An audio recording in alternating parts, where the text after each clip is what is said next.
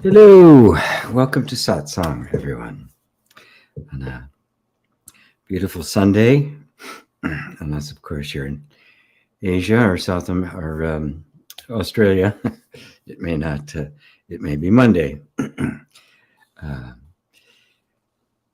Rest in being. That's what came to me today as I was setting up the stream. And I've been pondering it a lot lately, and actually even just kind of meditating on just pure being. Setting aside non-dual self-inquiry and all the other things that it explains so very well and so very comprehensively, to just get to that one place where there is, in fact, genuine, effortless rest. There's only one thing that doesn't change. It doesn't fluctuate. It doesn't. It isn't here today and gone tomorrow. It doesn't come and go, and that would have to be truth. You know, the root word of satsang is the word sat, which is a Sanskrit word, which means being. It also means reality. It means truth. It means what is. It is that which simply is, irreducible and indivisible. As you look around, everything we see, excuse me, is an appearance. It's a functioning of something else, right? These plants behind me are a very complex set of functions that are going on. And so at this level, we perceive them as an individual thing, and we call it a plant. You can give it names of different kinds of plants. But of course, you can't separate the plant from the leaves, from the stems, from the trunk, or the I forgot what it's called. It's a trunk on the palm tree. You can't separate it from the earth, from the sun, from the carbon dioxide. Where do you actually draw the line? It's actually pretty arbitrary, but the point is that at every single level that happens, right? The leaves are made of cells, the cells are made of molecules, the molecules are made of atoms, and on and on and on it goes, every level being simply an appearance of that which of something more fundamental. And the mission of our pondering of the nature of existence, which we human beings have been doing forever, and the foundation of modern science, is to find what is. It can't all be an illusion, right? There's got to be something there having an illusion, right? There must be something that actually is. The only disagreement I have with that is that I've come to the conclusion that that which is consciousness itself, that it's not divisible or reducible. It is not made up of something else, that it is what is. It is the primary truth. And so that word sat, meaning both truth and being and what is extremely important, because sat as being is one with chit, which is consciousness. Now, what does this have to do with resting there? Well, this is what isn't changing. It appears as absolutely everything else, right? But how it appears is not what it is. The only fact that anything can appear is because of the nature of these very tiny little particles, right? And we're sitting here and you're watching me, we're doing all this, and the electronics and all the stuff that go into it can only happen because of the nature of very fundamental things. What is the most fundamental of all? What needs to be there before absolutely anything else can possibly happen? And that is self-conscious awareness. Right? Because that is what never changes. It is never fluctuating. It's the only place we can really rest our hearts. I mean, we seek it all the time, and we want stability. We want safety, right? Which means we don't want things to change. We want to be able to settle in and not change. And in fact, we get very stressed out when they do. And we live in a world right now where it's changing constantly. Every day you hear about the latest thing, version 8.9, or, the iPhone 28, or whatever it is on now, as if that was like what we wanted. As if just this continual change is what actually soothes our souls and reduces stress. Of course, it doesn't. So how do we actually do that? Just rest in being. We've all been enculturated and really brainwashed into constantly doing, into constantly seeking something, and constantly engaging. And oftentimes, especially if people who just look at meditation or just allowing at a cursory level, they don't look at it deep enough. They think, well, there's nothing there. It's boring. It's empty. What? Right? Without giving it an actual chance to explore it as the primary state, which is not a state. It's the only thing that isn't changing. Because if Sat, or being, or truth, is in fact being, it is what is, then it isn't changing. It isn't fluctuating. And you can check this for yourself. This doesn't require lifetimes or years of practice and meditation. Just for a moment, tune in to just the feeling, the experience of just being. Right? And just look back over your life and see if it's ever changed. Right? Obviously, the content has. The body has changed, thoughts have changed, interests and preferences have changed, friends, mates, family have all changed. Right? But hasn't there been something there that hasn't changed, that has actually been constant? The easiest way to get access to this and to experience its fruit is to simply, for a moment, disengage with thinking and don't make any effort. Don't think, don't try.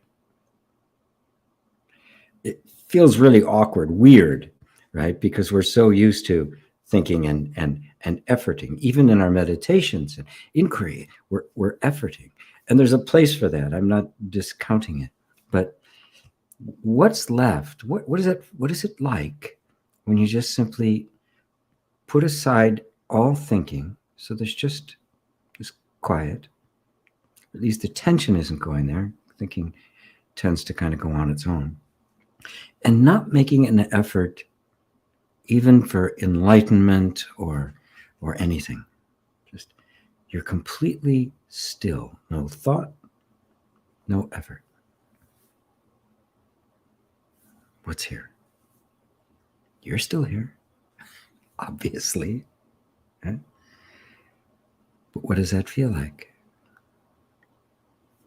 That's peace. Right? No thinking, no effort. Peace. Doesn't take 30 years in a monastery. Right? It's just a simple turning of attention, letting go of our common way of thinking and being and doing, not making any effort towards anything, not making this moment a connector or a stepping stone or a phase to the next thing. No next, just right here as it is, without thought. There's no comparing, no describing, just experiencing directly and not even trying to do it.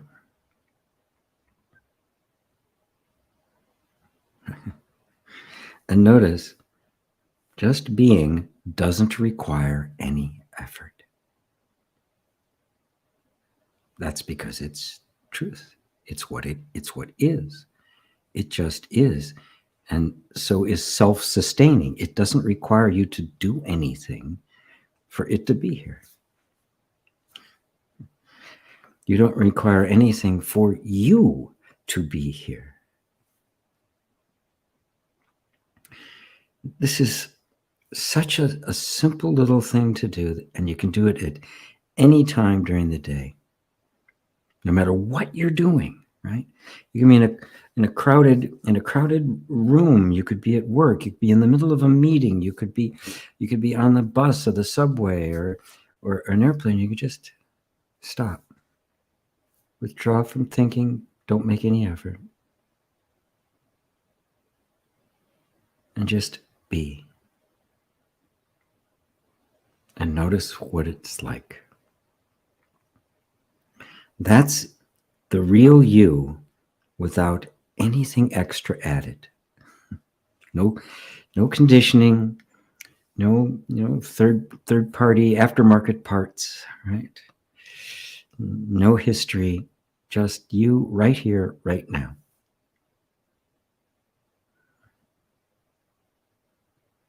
And if you do that, just notice the effect it has on those times when you are in action, when you need to be in action, when you need to be thinking or engaged. Right? You'll probably notice that the quality of thinking changes. You'll notice that a lot of the desires that we have that really end up just being trivial, that are actually distractions and not real desires, tend to kind of fall away because they're not as important. Because in that peace, that is no effort and no thought, you found the very thing you've spent your whole life looking for. And it just happened to be you. So, let me get a short opening today, because that's all that's coming to me. Sip on my mate and green tea combined, a little cocktail.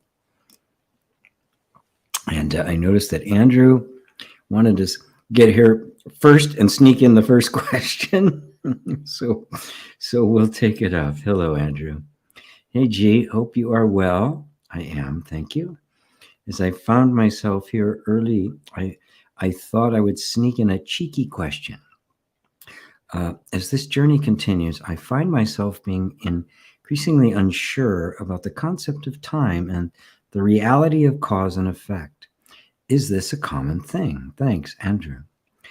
Yes, as what it should be, because if our journey is genuine and we really are seeking the changeless truth, right, then every idea we have, every assumption, every concept, every view, every definition of what we think things are is going to come under scrutiny at some point.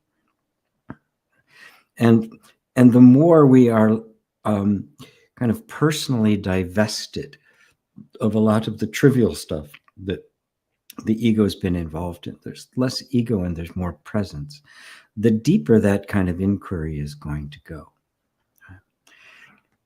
As far as I know, Buddha's own enlightenment, and there's a couple of different versions of it, but in this one, it was him unraveling when he saw the unreality of cause and effect was the magic moment.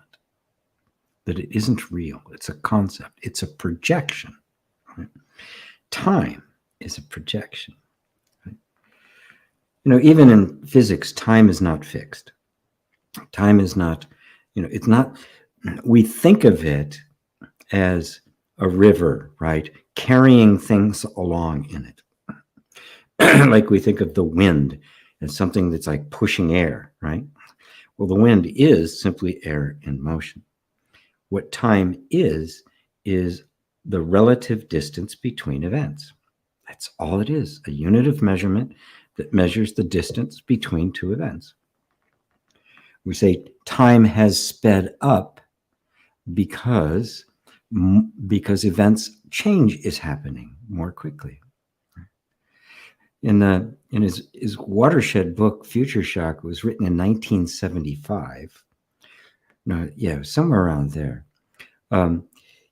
He put forth the idea of measuring time and history in terms of simply events, not just arbitrary, passing of a clock, or even using days. As far as human experience is concerned, yes, there's just the natural cycles of Earth.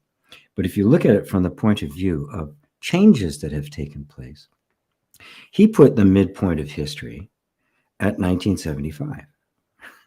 So that as much has happened since that day, I think the book got published in the late 70s, as had happened in all of human history up to that point. Now, this is before the computer, the internet, mass media, right? So you could probably push the midpoint of all human history to like 2000, right? Maybe closer, right? Because the rate of change has accelerated. Well, time has accelerated. We still have this idea of it's this fixed thing that exists independently of activities. It doesn't. It's an abstraction.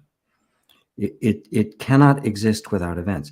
If there's no event taking place, do you have time? Does it have any meaning whatsoever? Nothing happening. Is there time? One of the beautiful things about the little exercise I gave you, when you're just not thinking and not making effort, nothing's happening, you're out of time. It's a timeless state. That's what peace is. It's utterly motionless. It just is, but it's not ising. It's not becoming. It's not in the process of becoming. It's pure being. So time is, like everything else, is just a relative thing that we experience. Now, obviously, it's useful, right? Satsang starts at 11. My time, right? Your time is a different time, right? And so, as a convention, it's very, very useful. Right? As all of these things are, it only gets to be a problem when we start thinking of them in terms of absolutes. Now, cause and effect, that's an interesting one, right? Because, of course, that it's interwoven with time. But let's look at something like when you have a dream at night, right, there are events going on in your dream. And there's a sense of time, isn't it? Things are happening, right? And without time, there'd be no events, right? No events, no time, no time, no events. I mean, it's that little circle thing. But in fact, you could have experienced what appears to be an enormous amount of time in the dream, and then you wake up and it was like a split second. It was like nothing, right? The events in the dream appear to have a causal connection, right? That somebody did this, and then this happened. But of course, there was nobody there doing anything. It was purely a projection of the mind. So nothing actually happened, right? So there was no event, there was no time, right? And of course, when we fall into deep sleep, there's nothing happening. There's no activity of mind. So you're not even there. There's no sense of identity. There's no sense of space, time. No, time stops. And when we enter into that state every night, we wake up and go, oh, refreshed. That was really good. It was a great sleep, right? It was a great total void of time, which we really enjoy, right? And we don't like it if it gets interrupted, and we get very unhealthy if extended periods of time we don't get that. Right? So when we're looking at the waking dream, which we believe to be an absolute concrete reality, we see that it's the same thing. It's hard for us to accept this because of this sense of me and other. So there's got to be somebody else acting autonomously. There's something out there. But it's more of a, what it actually is the self, the God principle, the absolute awareness that is every second generating an image, like a projector on a screen. What's on the screen has no reality in and of itself. It only shows whatever it is that's passing in front of the projector. I'm sitting in the audience and I'm watching a movie and I'm totally engaged in the story, and I think, oh, this guy did this, and oh, now this and this, and what, this is going to happen. And then it happens, and we think there's this causal connection between events. But the only reason that happened is because that's the piece of film that went past the projector. There was, in fact, no causal connection whatsoever. We just imagined that there was. That's part of the story. And so we can experience time, which is great. That means dance and music and all sorts of wonderful things. But it's only in the experience. It isn't an absolute. There's no absolute time. There's no absolute cause and effect. Now, in our everyday life, obviously, right? If I want to do satsang, I have to set up the lights and the mic and the camera and all that kind of stuff, so that there is this causal effect. I don't know why it keeps blurring on me like this, but what can I do? But looking at it from an existential point of view, which is what you're doing, we begin to see that the cause and effect, if we're really to take it apart and look at anything that happens, our little minds like to go, oh, okay, well, this happened and this happened and this, and that's why it happens. And it traces things back in a rather linear fashion. And of course, this is what self-help, personal development, especially the law of attraction is. I want to go back here, change this so that this happens, right? Which completely ignores the whole matrix of things that are going on around it, right? As if I alone am the one cause for all of this, right? And even, I mean, what caused the desire to even change it? What caused the desire for me to not like it, right? When you really take it apart, it's just impossible to say why anything happened. Nisargadatta put it beautifully. He said, everything causes everything. And it's like that. I mean, think of all of the things that had to come together in order for us to be sharing this moment right now. None of which existed when I was born. Oh, come on. Keep me in focus, will you? It's very strange. I don't know why it does that.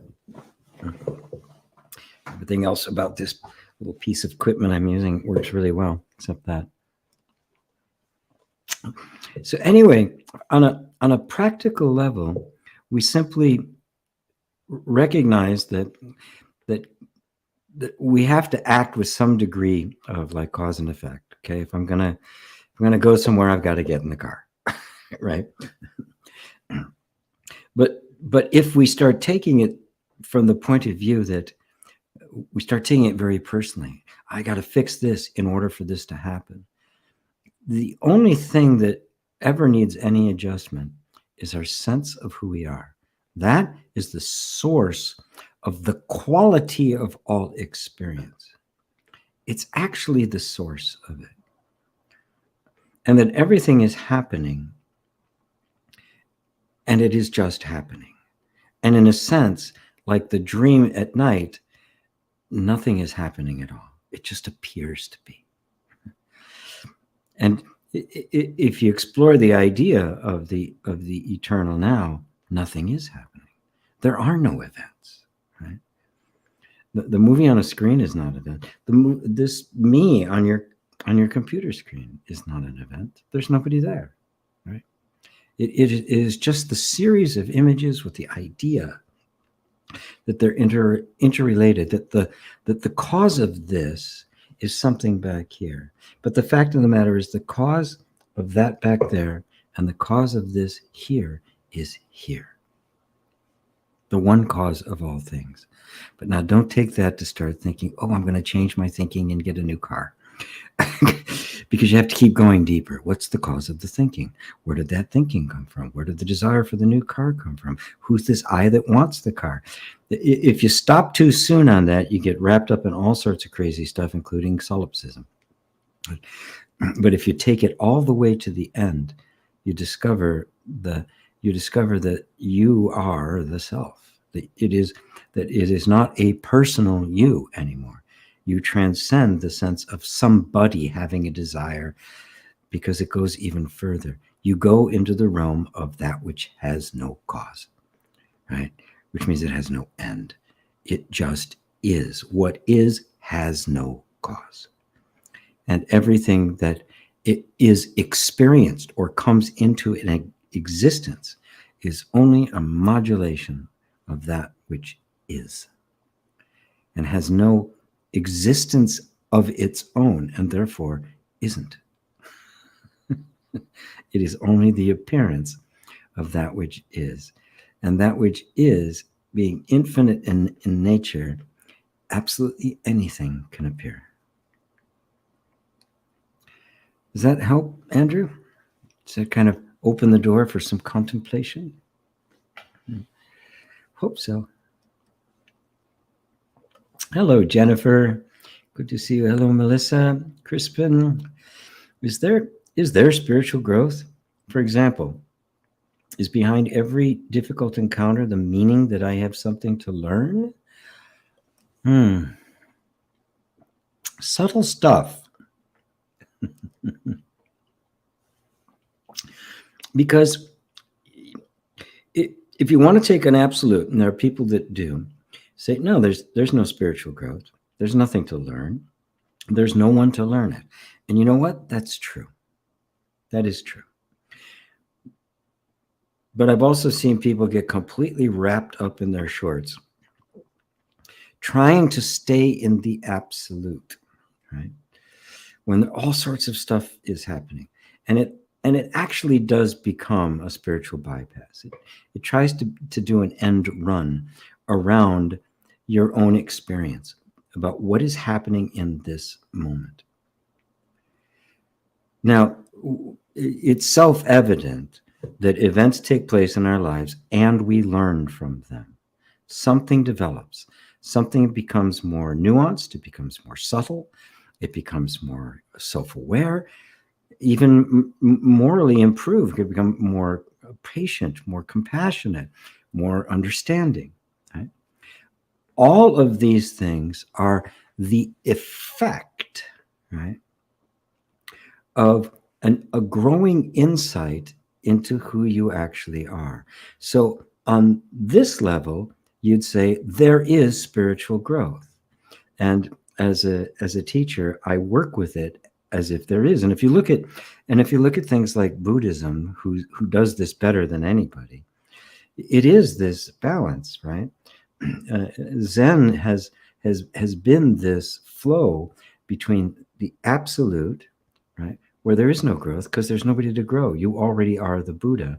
And the practices that lead to that as a self-realization and not just the concept. So as long as the concept is there, right, then spiritual growth will continue. The thing is that the spiritual growth needs to be directed in such a way so that it is an outcome of deeper and deeper insights into your true nature and not just practices to make you a better person. Okay? Very, very important distinction. There's a lot of spiritual practices where the object is to become more nuanced, more refined, more compassionate, and do not engage with the self-inquiry to find out, who am I? Okay? Becoming a better, more compassionate, more loving, less egotistical person is highly preferred over the alternative, but isn't asking that fundamental question and won't bring you to self-realization. On the other hand, self-realization will bring out more nuance and subtlety and character and compassion and patience and love and kindness. But the cultivation of those characteristics as a human person will improve the human person, but will not yield the result of self-realization. And so there'll be spiritual growth, right? And in both cases, right, the appearances can be absolutely the same, development of character and everything. But in one, there is self-realization is going on, whereas in the other, it is self-improvement. Is that clear? Yeah. So, as always, the answer is, do you have something to learn? Yes and no. The ultimate knowledge is realizing that you've never had to learn anything, that you have never been the one who is learning, that the process of learning has simply been the appearance of that which doesn't need to learn anything. The truth doesn't need to learn anything, does it? It doesn't need a lesson to be truth. So when I am fully identified with truth, there are no more lessons.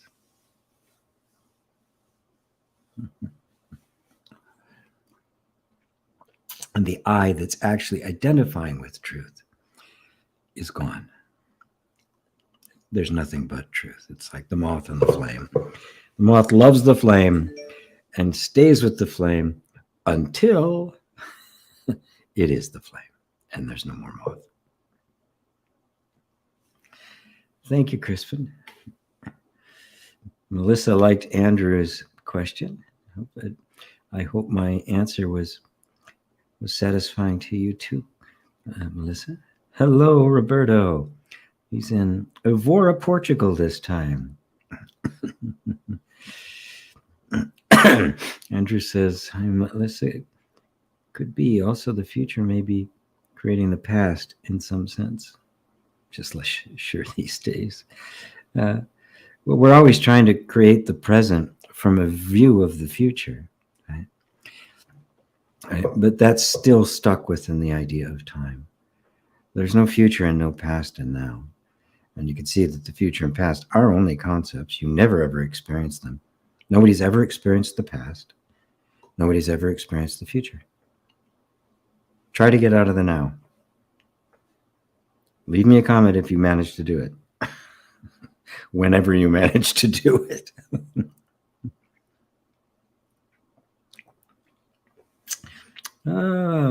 Roberto says, I only know that I know nothing. Beautiful. That puts you right up there with was it Plato or Socrates? Yeah, the wisest man in the world, because I know nothing. It's not that my head was just blank and empty. What he was referring to, and what I think you're referring to, is that all human knowledge, right, is relative. Right? It's one thing described in terms of something else. And so it's useful, right? But of course, it's endless as well.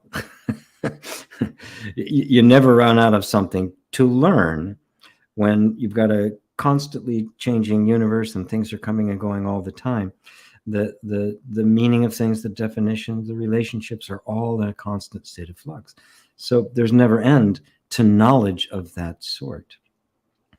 But when looking at it closely, you realize that it is all relative knowledge. So what is the knowing that is not relative to anything else?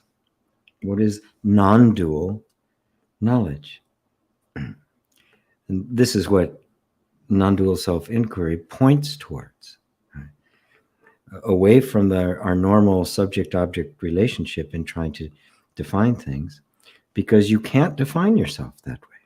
You cannot know yourself as you would know anything else.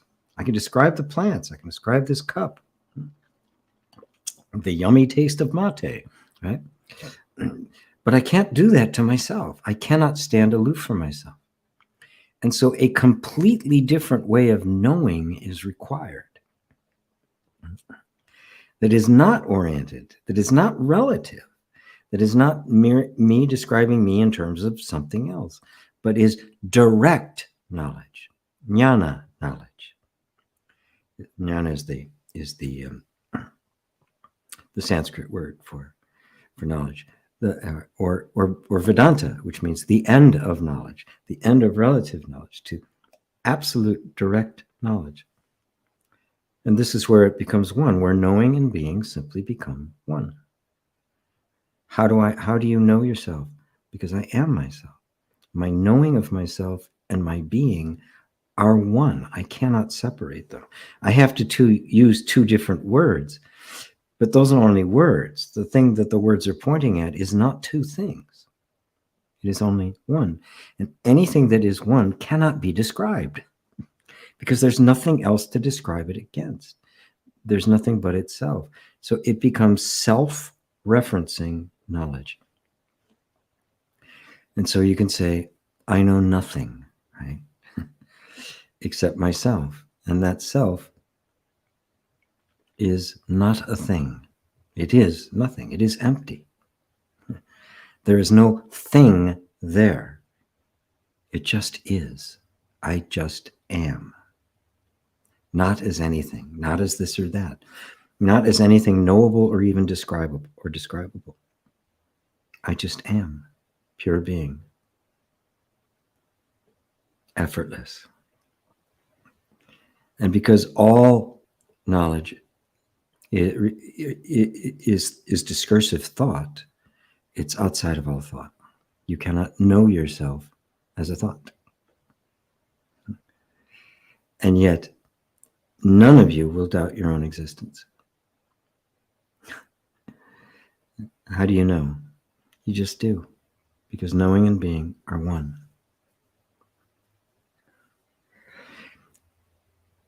On a very practical level, what that does is frees us from getting stuck in conventions, stuck in assumptions that, oh, this is the way it has to be, right? No, it doesn't, right? So all of our economic systems, our political systems, oh, this is the best way, this way it has to be. It's not true. None of it's true. They're right, we're wrong. We should do this, they should do, I hate these people aren't good enough, right? None of it's true. None of it's absolutely true. And when you try to make it absolutely true, it gets ugly. Right? Because there's always going to be disagreement. And so it becomes, what human history has become, wars, people fighting over these things, right? Because that's the only way you can prove it is, well, if I can beat you up, then I must be right, right? Which is just insane. But this is what we do. But if to just grasp that it's not that way makes you extremely flexible. You can walk into any situation and find the most loving, the most kind, the most equitable solution in any given environment, because you won't be blinded by holding on, by mistaking relative knowledge for absolute knowledge. And this makes you master over relative knowledge. And we need more people like that engaged in all aspects of our society. Thank you, Roberta.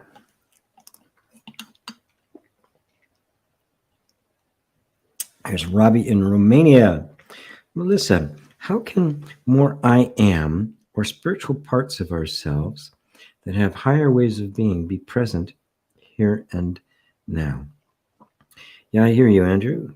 Intuition, we may not discover this. More to be revealed. Hello, Robbie. Okay. How can more I am? So when you're describing that, what you're describing is the fruit, right? When you're talking about higher ways of being, right?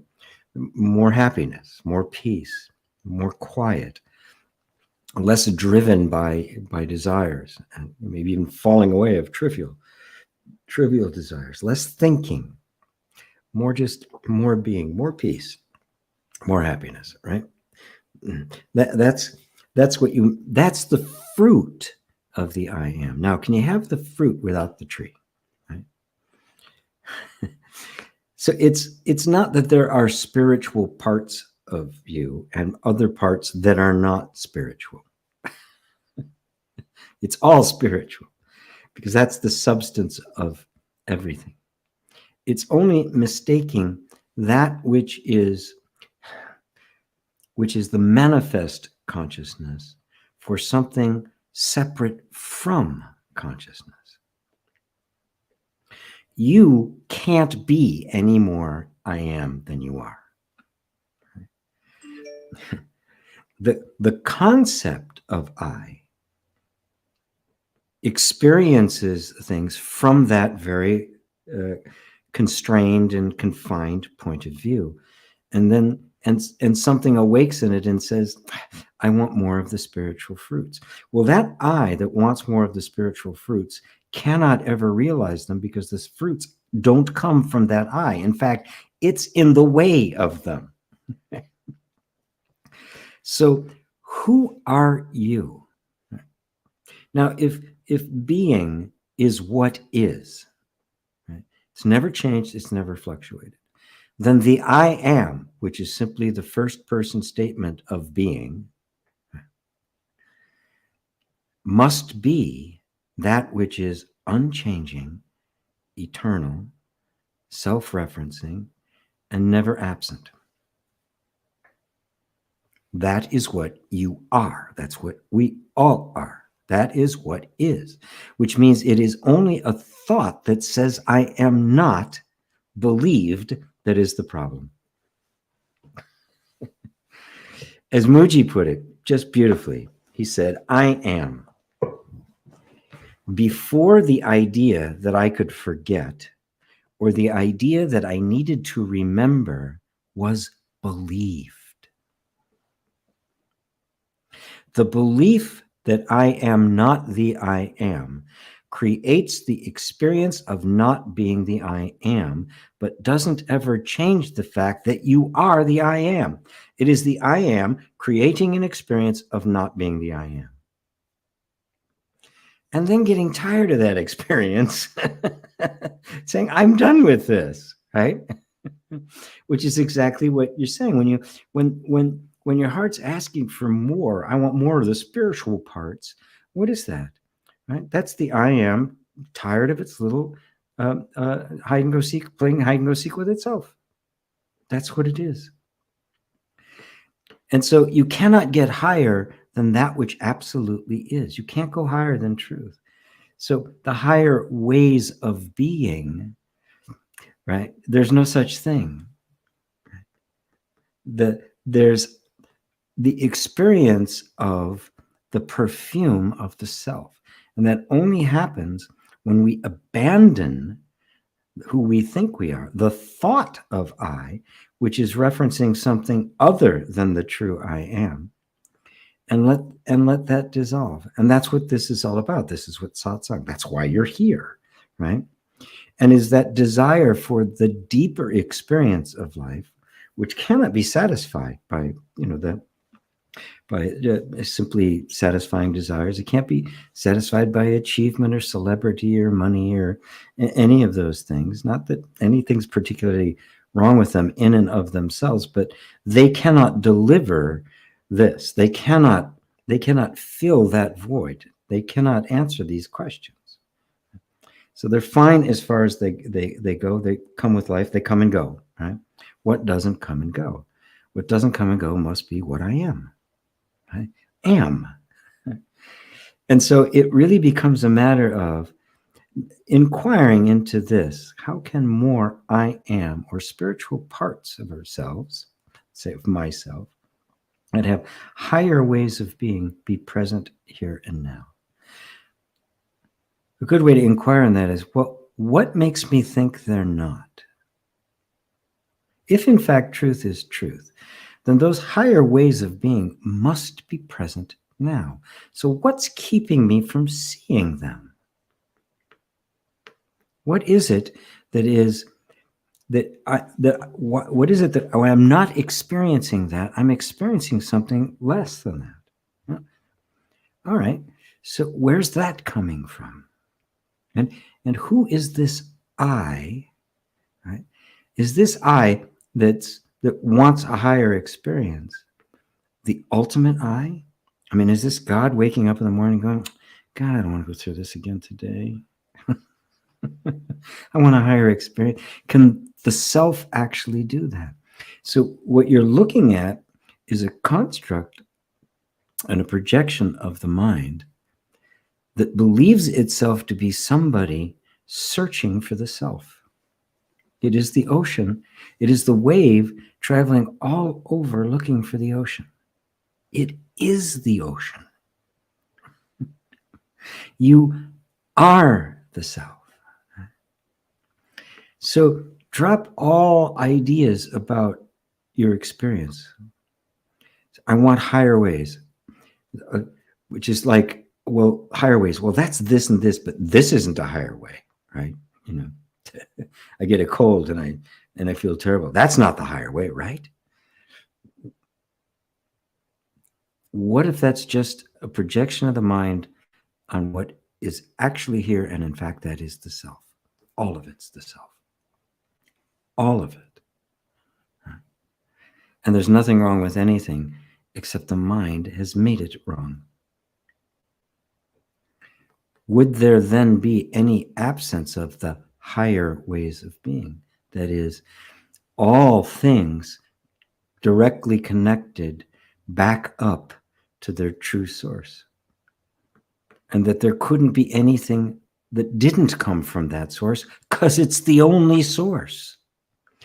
And dropping all of my ideas about what this is. That is, don't think, don't make effort. Just, whoa, what am I actually experiencing? Who is actually experiencing? Who am I believing myself to be right now?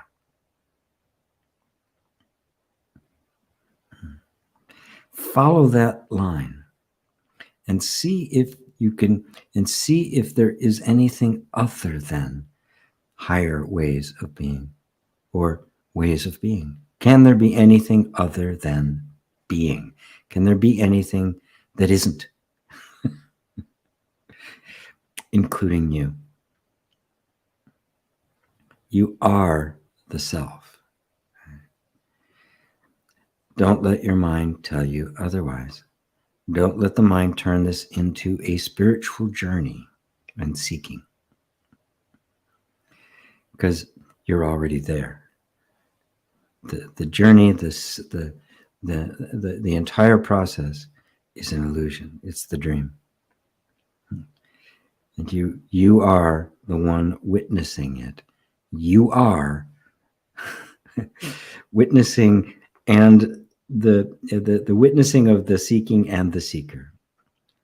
And you are what is being sought. You are that now. Wonderful. Hope that helps you out, Melissa. Let's see. Oh, how do I pronounce that? Elfie Damati. I'm listening to loads of GP and loving it. I hope the wisdom is seeping in somewhere. If it wasn't, you wouldn't be listening. It's simple as that. Proof is in the pudding. You're listening. It's resonating. Obviously, it's getting in. Right? You wouldn't even have come here in the first place. Yeah. And believe me, by the time that first thing got in, you'd already been going through maybe lifetimes of preparation for that door to be open. And so now's your time. Love it. Hey, Rosario, good to see you. There's Lisa. There's John Watson. There's my good buddy Ava, Mary, Brent French, Dorte, Dale, Facebook user. Plants are actually farming us. They give off oxygen to feed us, then consume us when we die. That is an equally valid perspective. And of course, it's our rather what's the word, Homo sapien centric view that somehow it's all for us. It is one beautiful, enormous, functioning whole. I cannot separate this body from the trees that create the oxygen. They can't separate their body from this one that creates the carbon dioxide for them. We can't. We cannot. I mean, this is the reason there's a problem with the climate. We think we can. We think we can do it whatever we want, and there'll be no consequences. It's like a bunch of children. It's a bunch of bratty children. They're just that don't recognize there are consequences to what we do, and so it's just this incredible arrogance of the human mind that's just gotten completely out of control and self-destructive. Yeah, plants are farming us. I agree. And the lab rats are actually we're the experiment. They're studying us. Daryl in Maryland. Hello, Daryl. And Plan. Hello from Sweden. There's Carl, Ursula in Portugal. And Andrew says, yes, I remember now Kay suggesting that time is the interval between idea and action, similar to what you're saying, I think. Yes, it's a relative measurement. It's a perception. It isn't a reality. It's a perception. And if nothing's happening, there's no time. So time and happening are one. It's a dependent arising. You can't have one without the other, right? And that's all it is the perception of a distance between thought and action, between action and between cause and effect. It's a perception, nothing more.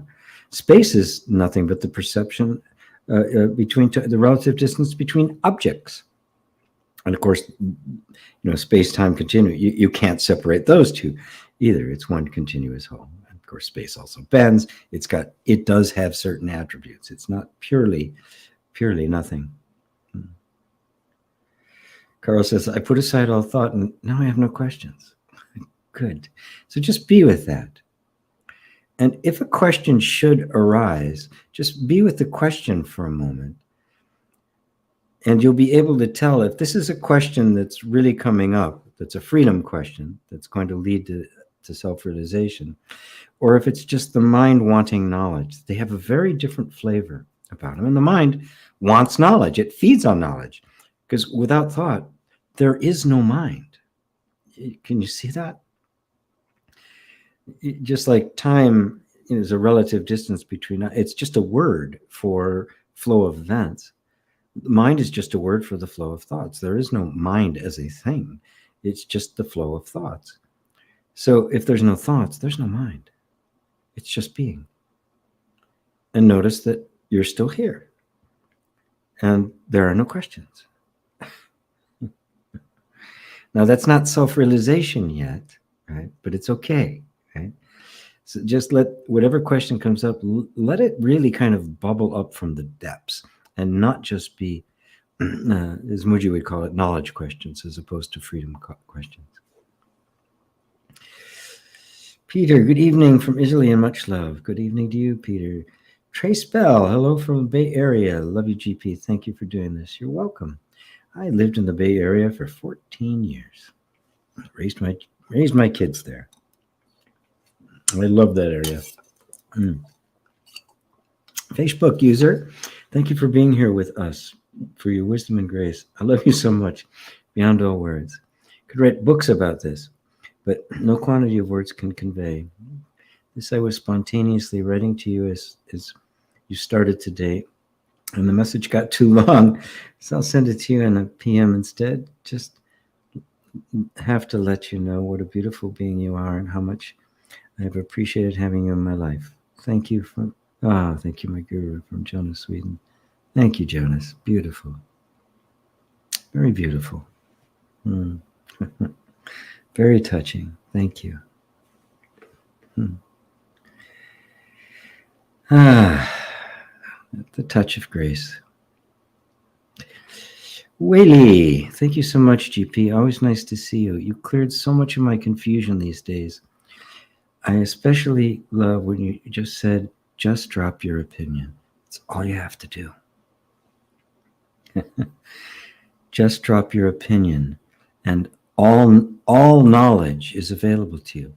All relative knowledge is available to you because you can see it and assess its value without opinion, without prejudice, without a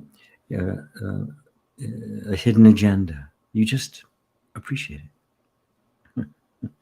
You can see it for what it is. And as a result, every possible solution to a problem can be assessed from this place of just pure witnessing, which is not just passive, but is the ground of being, the ground of wisdom, against which everything else can be assessed. And this is the wisdom that can save our world from ourselves. So thank you, Willie. Thank you very much. There's Andrew, fascinating as always. Thanks, G. You're welcome. Matt Maddox, comments in dealing with grief from losing parents. Yeah.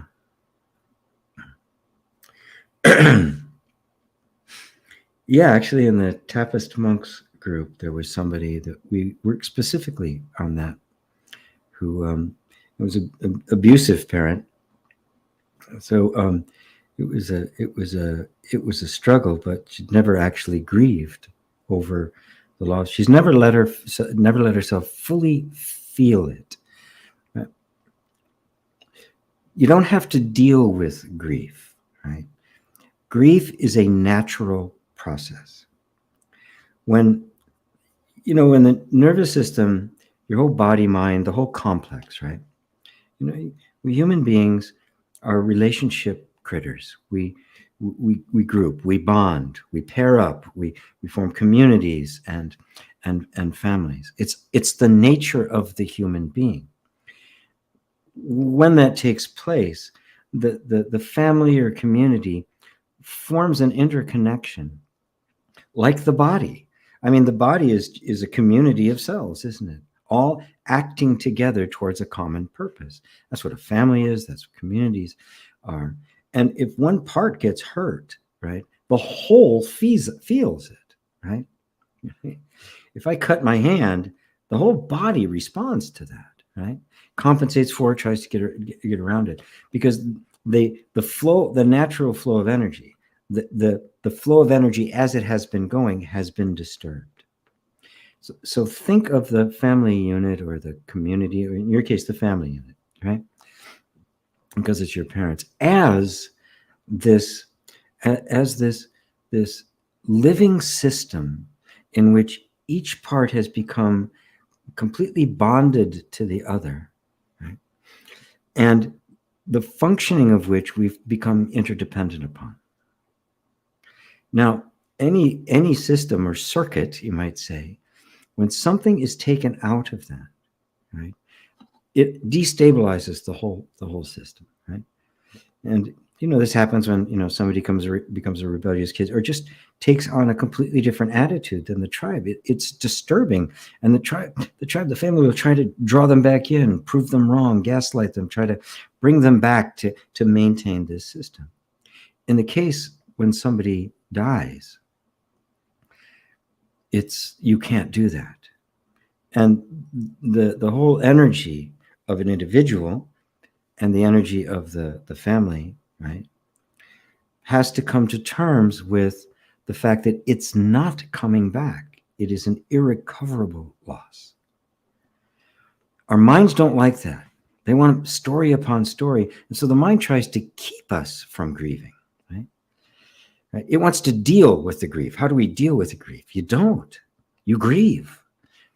If you recognize what it is, that this is what has to happen for the whole organism to let go of what can't be there anymore and reorganize itself in a healthy way.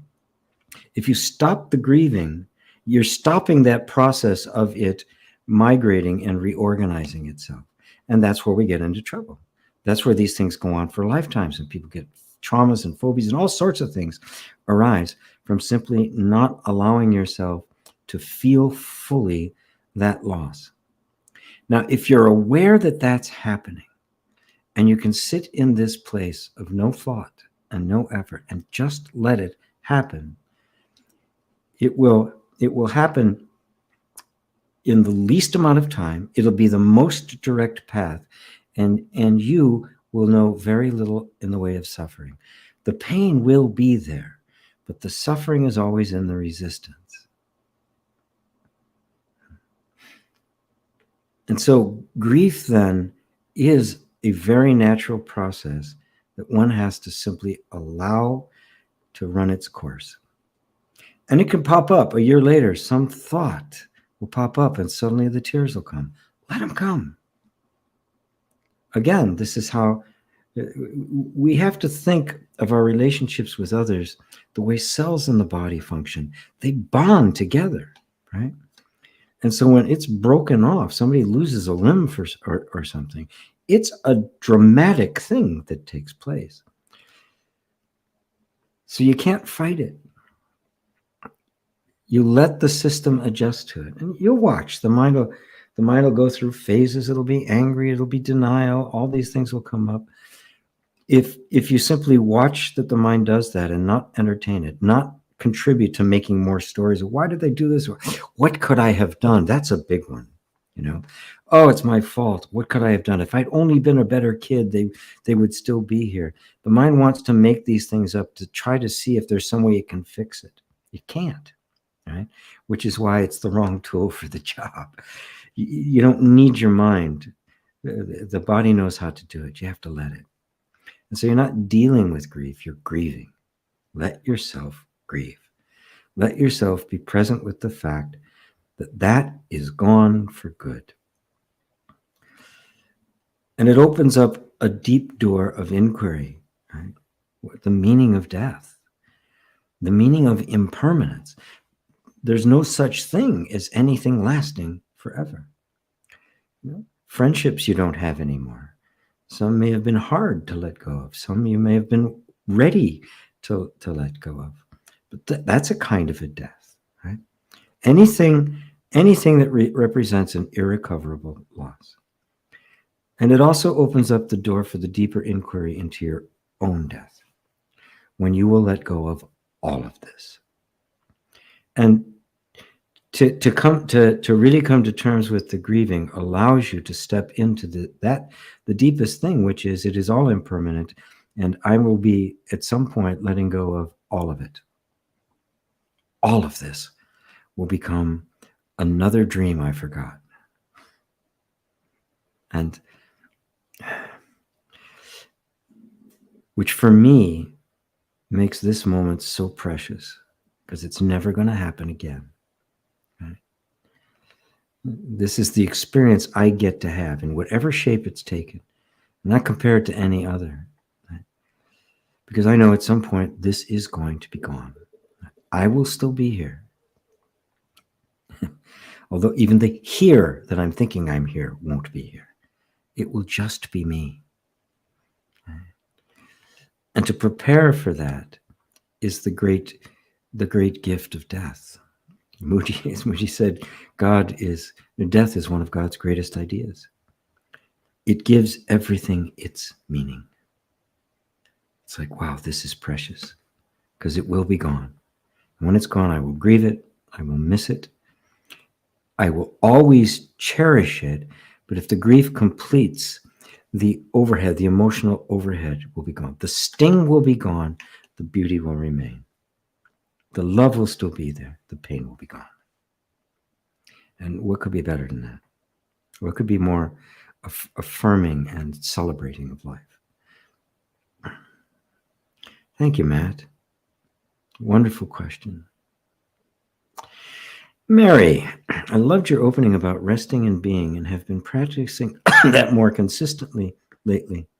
What I'm aware of is, since I have a stomach issue and I rest in being, It is good to the point until the stomach acts up and pulls me out of resting and being. Any suggestions? Yes. Well, resting and being, and then when the stomach comes up, just try to keep yourself resting in the being, but with a stomach ache, but with a stomach problem. Right? There's the resting and being, and then there's a feeling that comes with it, right? There's a fruit of it. There's a certain kind of peace, calm, mind calms down, things calm down. But then when something comes up, and feelings, interaction, stuff you have to do, I mean, natural stuff happens, there's a sense that somehow I'm not there anymore. The truth is, you've never left there. You can't leave there. Can you? When the stomach acts up, do you cease to be? Is the being still there? But focus of attention has to take in now this other thing that's requiring your attention, right? So it's a practice in which you begin to rest in the being even while action is taking place, right? Now, we practice it by just being quiet, like meditation, right? You sit quietly, you close your eyes, you breathe, you go inside little by little, you let go of things. That's a practice, right? But that's not the end result, right? We don't, people don't practice the piano. They want to play, right? Practice medicine so that you just sit and, put stuff in test tubes and poke dummies. You want to practice, be out there and actually do it. So it's an engagement with life, but you're going to be engaging with life without being under the thumb of life, without being thrown around by life. And that sense of being you bring with you. So when the stomach acts up, if there's nothing you actually need to do or can do, stay resting in the being and just invite that into the being. Because it's part of the being, because here it is, right? And your mind wants to make it a problem, right? Is it a problem if you don't say it is? Right? If the stomach is acting up, or let's just put it, it's requiring attention. If there's no thought there that says, oh, this is a problem, is it a problem? Or is it just something that's arisen? Notice the mind will want to turn it into a problem. Say, look, I lost that. I can't rest. I'm not resting in being right now. Is that true? If you buy what the mind is selling, you'll experience it as if it is true. There'll be a sense of disappointment. There'll be a conflict with the feeling of your stomach, maybe even some resentment of it. God damn stomach, leave me alone. Right? So instead, just kind of go, okay, it's not a problem. This is just what's arisen right now. Am I any less me than I was 2 seconds ago before it arose? Is it a permanent condition of me? No, it wasn't here before. It's here now, and it will be gone again. So it's just something that is arising. So it's like, do I have to make it a problem? No. So then you can just pose the question, well, what's my right relationship with I as being, right? And notice that you're only practicing bringing the I, the concept I, into resting in being. Being is forever rested, right? The object is to lose that sense of I in the being so that there is no more I, there's only the being. And so now taking on the identity of the being, which this I is resting in, you don't need to rest there because that's where you are. Now, from here, when that stomach acts up, what does being say about it? It has now just appeared in the eternal rest of being. And just notice the difference that makes, because we've just removed all the conflicts. Does that help, Mary? Melissa, hello, G. How may I respond with emotional intelligence as I wish to live in higher love and friendship? Many people take this as a sexual invitation I'm inviting. Yes, they can. Remember, most people aren't used to people being naturally open and loving, and so they interpret it according to how they view things. So, in which case, you may have to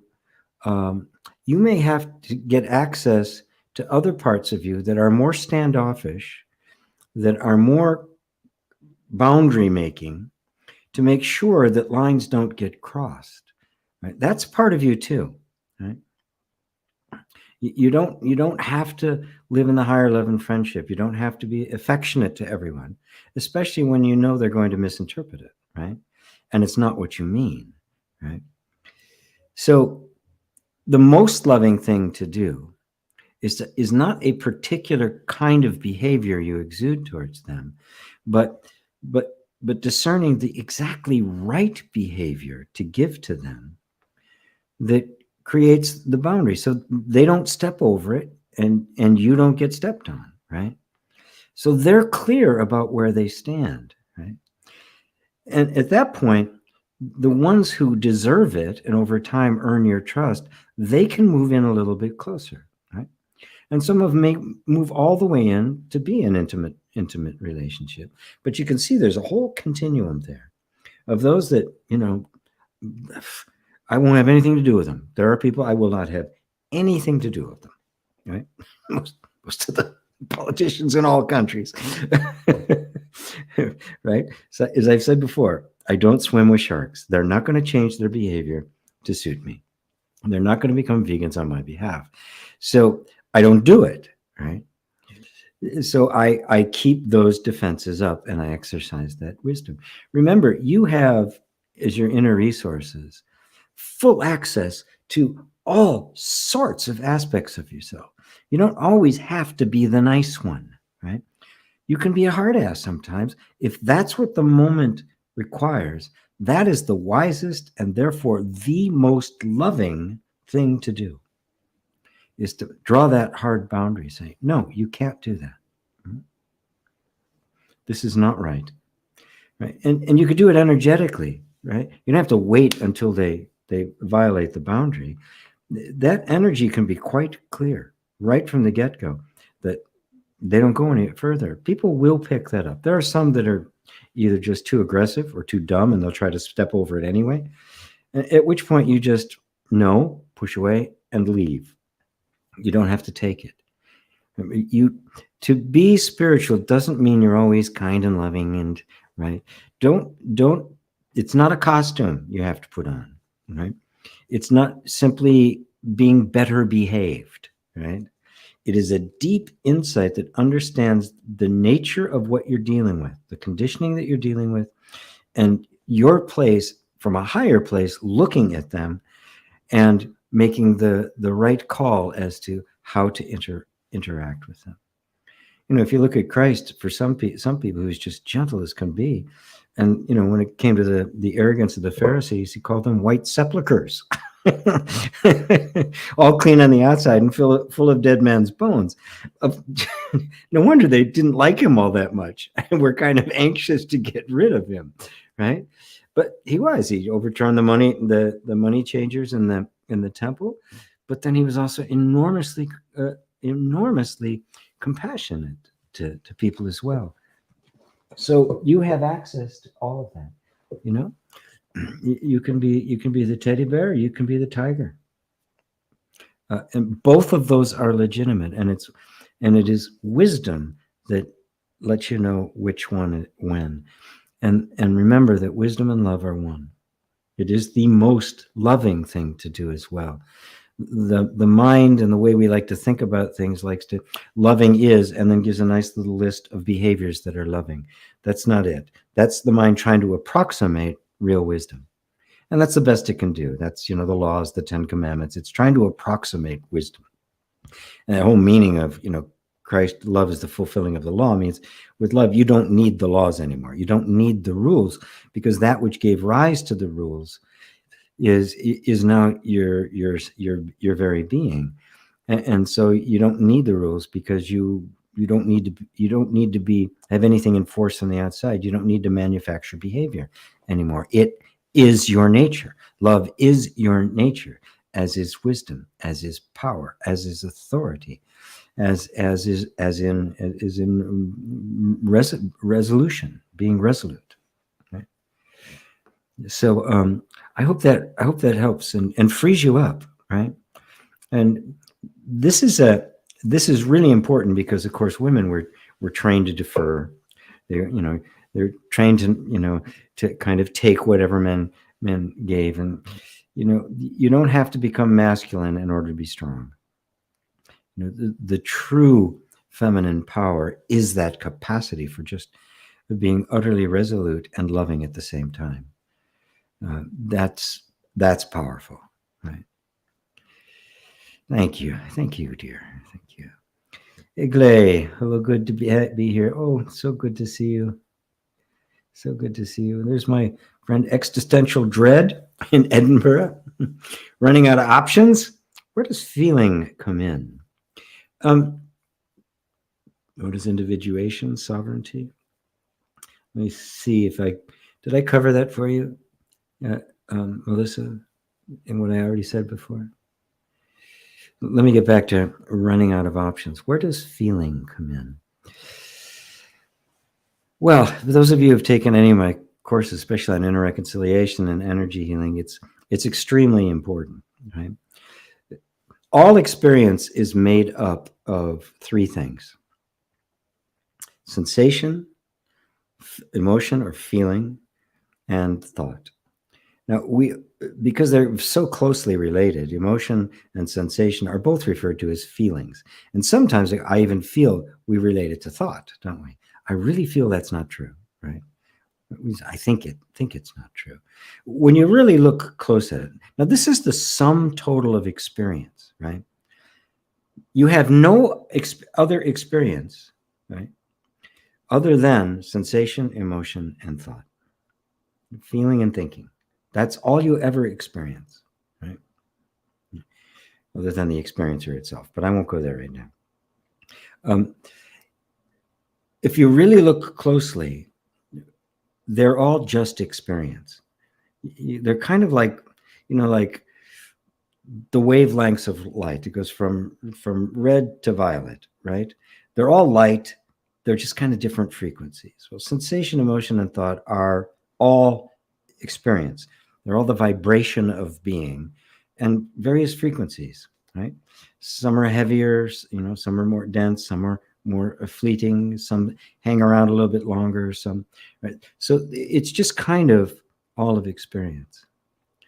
Now, when I'm doing the allowing practice in meditation, I will go to feeling, because feeling is closer to who you really are than thinking is.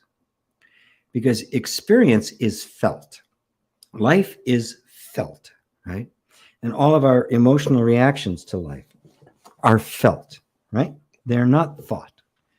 Thought is always secondary. It is always an abstraction, a description, right? And so in meditation, I take people away from thought and into more of a direct experience. And at first, that is feeling, the emotion and sensation, right? Now, because emotion, sensation are direct, they are not thought. They are constantly a reaction to what's happening. They live in the now. The mind does not. It's always comparing, and it's got past and future. It's got all sorts of abstractions and things going on.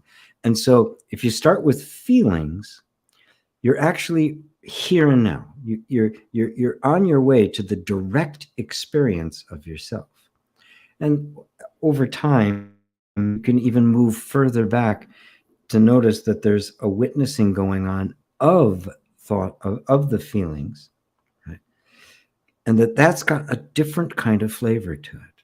That while the feelings, as well as thoughts, but focusing on feelings, are constantly fluctuating, they're constantly changing, right? You tap into any feeling and just feel your hand for a second, and you realize it's not solid. The only reason you're feeling it is because it's a constant vibration. It's a constant coming and going, rising and falling, right? And then you notice that there is something else that isn't a vibration, that isn't rising and falling.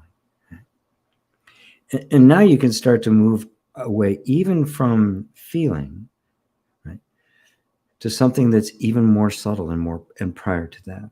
So going from feeling takes you out of thinking, and then going from feeling into just the sense of being, it completes that journey until there's a realization that there's something even more subtle that's aware of that sense of being, and that's the absolute. So feeling, I get people out of the feelings all the time. And in energy healing, I don't even deal with thinking. I get them out of thinking all the time and into feelings, because the feelings are far more accurate. When you're doing things like healing traumas and old wounds and that sort of stuff, that energy can't be healed through thinking, right? It can only be healed through the direct access to the energy in the body itself. Right? And you get to that through feeling, not through thinking about it. You can analyze it till the cows come home, but it won't go anywhere, right? You'll know absolutely everything there is about your problem, and you'll still have it, right? So the usefulness of thought is to only point you away from thought towards more direct experiences of being, which is the realm of sensation and emotion, right? And then from there to the underlying substratum that is aware even of those, and then keep going all the way down to there's nothing left but the absolute, which is you.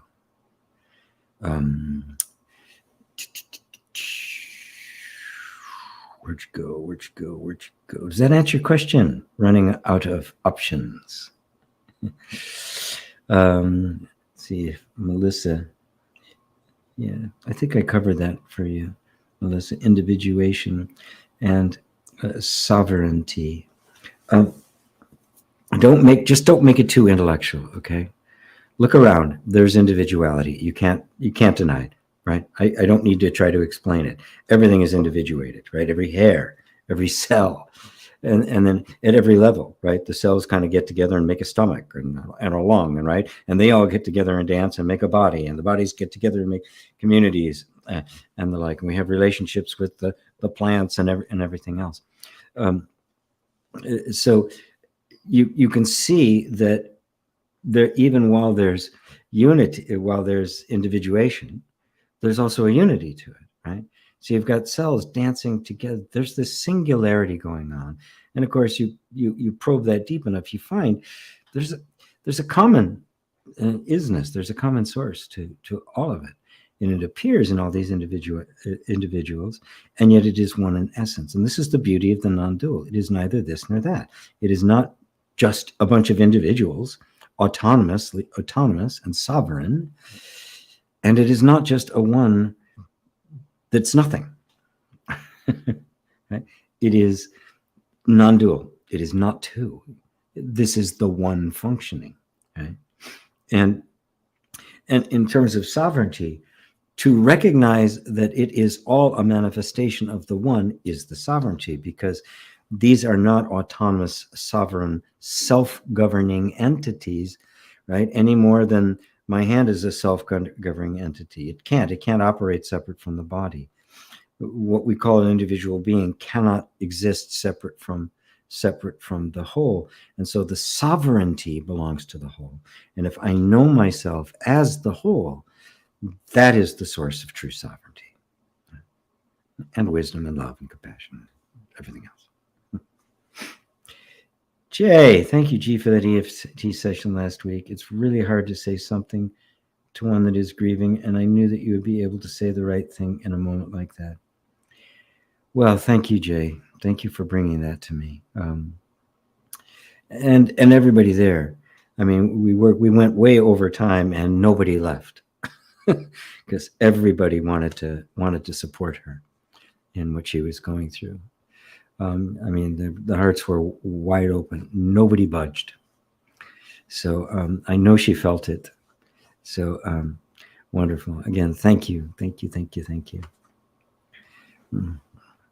Mary, So just resting in being does not necessarily change what is still held and active in the subconscious. Yes, it doesn't change it, right? Except that it takes away the fear of it, it takes away the conflict with it, and it makes the open space that these things can come up. And they have to come up in order to dissolve. As long as they're there, they're stuck energy, and they can't fulfill their life purpose. Right? So when you are resting in being, you are at rest, right? But the activity of life continues. Of course it does, right? There's no need to stop that. What gets dropped is our conflict with it, our resistance to it, our assumptions about it, and with that goes all the suffering. And that's the open door that creates this incredibly inner space of inner safety that allows even the deepest stuff to come to the surface and be healed. Okay. And that's what the practice is. So you're always resting in being, but the dynamic aspect of consciousness continues on. Right? But as you rest more and more in being, you have no conflict with it. It's not a problem. Okay, this is what it is. My stomach hurts now. My hand hurts now. I got a cold, right? There's a feeling, an emotional state that comes up. There's no resistance to it. It can just come up and out, come up, do its dance, and leave, because everything is impermanent, right? Everything just comes and goes. So yes, it's still held and active in the subconscious because it hasn't been given permission to come out, right? What you're doing is resting in the being and creating this place of inner safety for the organism. This stuff can start to come out, right? And it will. Of course, when it does, we go, oh, I don't like that, and we want to push it back down. But as we mature, as we get better at it and more experienced, we realize, oh, no, I don't really. It's okay. It's going to come up. It may even be really uncomfortable, but it's not going to kill me, right? And this is just letting the stuff come up is a very practical way of expressing self-love. Right? You're not denying your feelings anymore, which gets back to the question about running out of options had about feeling. We don't want to deny them. They're here. It's part of life. Life is felt. You won't go through life without feelings, right? The problem is there's feelings that we like and there's ones we don't like, right? We're very judgmental about the feelings. But if we accept them all evenly on their own terms, when you have a child, you love the child, even when they're being totally obnoxious, right? And they get older, stupid jokes, and it's like they become annoying, but you don't stop loving them, right? You remain present with that, knowing that it's just something they're going through. It'll come and go, and this time will be utterly precious, right? I can still remember some of the really obnoxious things my kids do, but when I think back about it, do I remember that? And I just remember how wonderful it was, how wonderful they were, right? Being with what kids are. It's the same with you. It's just those parts of us that we simply were not allowed to accept. Simple as that. This is the deepest kind of self-love. It is not self-inquiry with the intent to fix or get rid of anything. It is the self-inquiry that is self-love. It's totally self-accepting, but it just brings to that self-acceptance that additional element of not identifying with it, right? So that I remain in this place of freedom that allows me and gives me the power to be able to set this free, even if it feels painful or uncomfortable for a time, because I'm in that power of not identifying. I can let it be what it is. I liberate it. And that's what genuine energy healing is. Ida says, yes, Jonas. Oh, thank you, Ida. Very beautiful satsang. Oh, thank you. Carl, GP, it also seems like I'm listening to satsang through presence this evening, rather than through my mind, trying to gather more and more info and understanding. Whole different experience. Yes. Well, it's presence that is giving satsang. And remember, Ramana Maharshi, half the time, he didn't say a word. He just sat there in silence for hours. That presence was enough, though. People would sit with him for hours, just basking in the Buddha field. Right? And mind gets quiet. Now, I don't want those of you, I got to quiet my mind. Don't turn this, let these things happen. Don't turn anything into a process. Be 100% present with whatever's going on for you. But then you notice something like that. Oh, I can receive. I can tell the difference between my mind's hunger for knowledge, which is what minds do. It needs stuff to work with. If it doesn't have anything to work with, it's got nothing to do. It just kind of fades away. That's the point. But you can tell when there's just kind of the mind wanting to know something, and even that feeling that it needs to know something because it doesn't feel quite safe. And you can tell when there's just this presence, right, that doesn't really need to have any explanations, but is on that journey to full self-realization.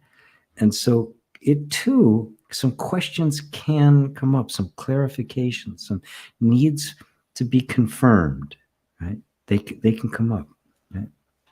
And you can tell, right? And over time, you'll tell more and more. And the mind will become less and less significant. And the deeper freedom questions will become more and more primary. And this is just the spiritual maturity or the spiritual path, which you eventually find was also part of the dream. As I said to somebody before. Mary, your answer about the stomach helped a lot. Makes perfect sense. My Qigong healer has confirmed to me that it is a bit of conflict with the small intestine with some stagnation. Is there some more here? Yeah. I mean, that's what Qigong is just if you look at it, the philosophy of it is Taoist, which is completely in harmony with what I say here, right?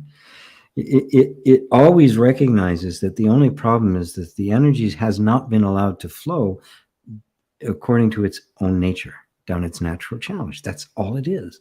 And Qigong, Tai Chi, Tai Chi is kind of a martial art, but Hatha Yoga, the genuine yoga, not all the different kind of variations we have in the US, which are more exercise, are all about that, right?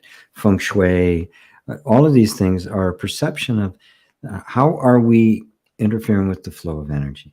And the energy flows, this is what we call health, right? And non-duality takes it deeper, right, to that which is aware of the energy flowing, right, which is itself not energy flowing. It's completely different substance. But this energy, as we see it as the energy flows, it becomes less personal.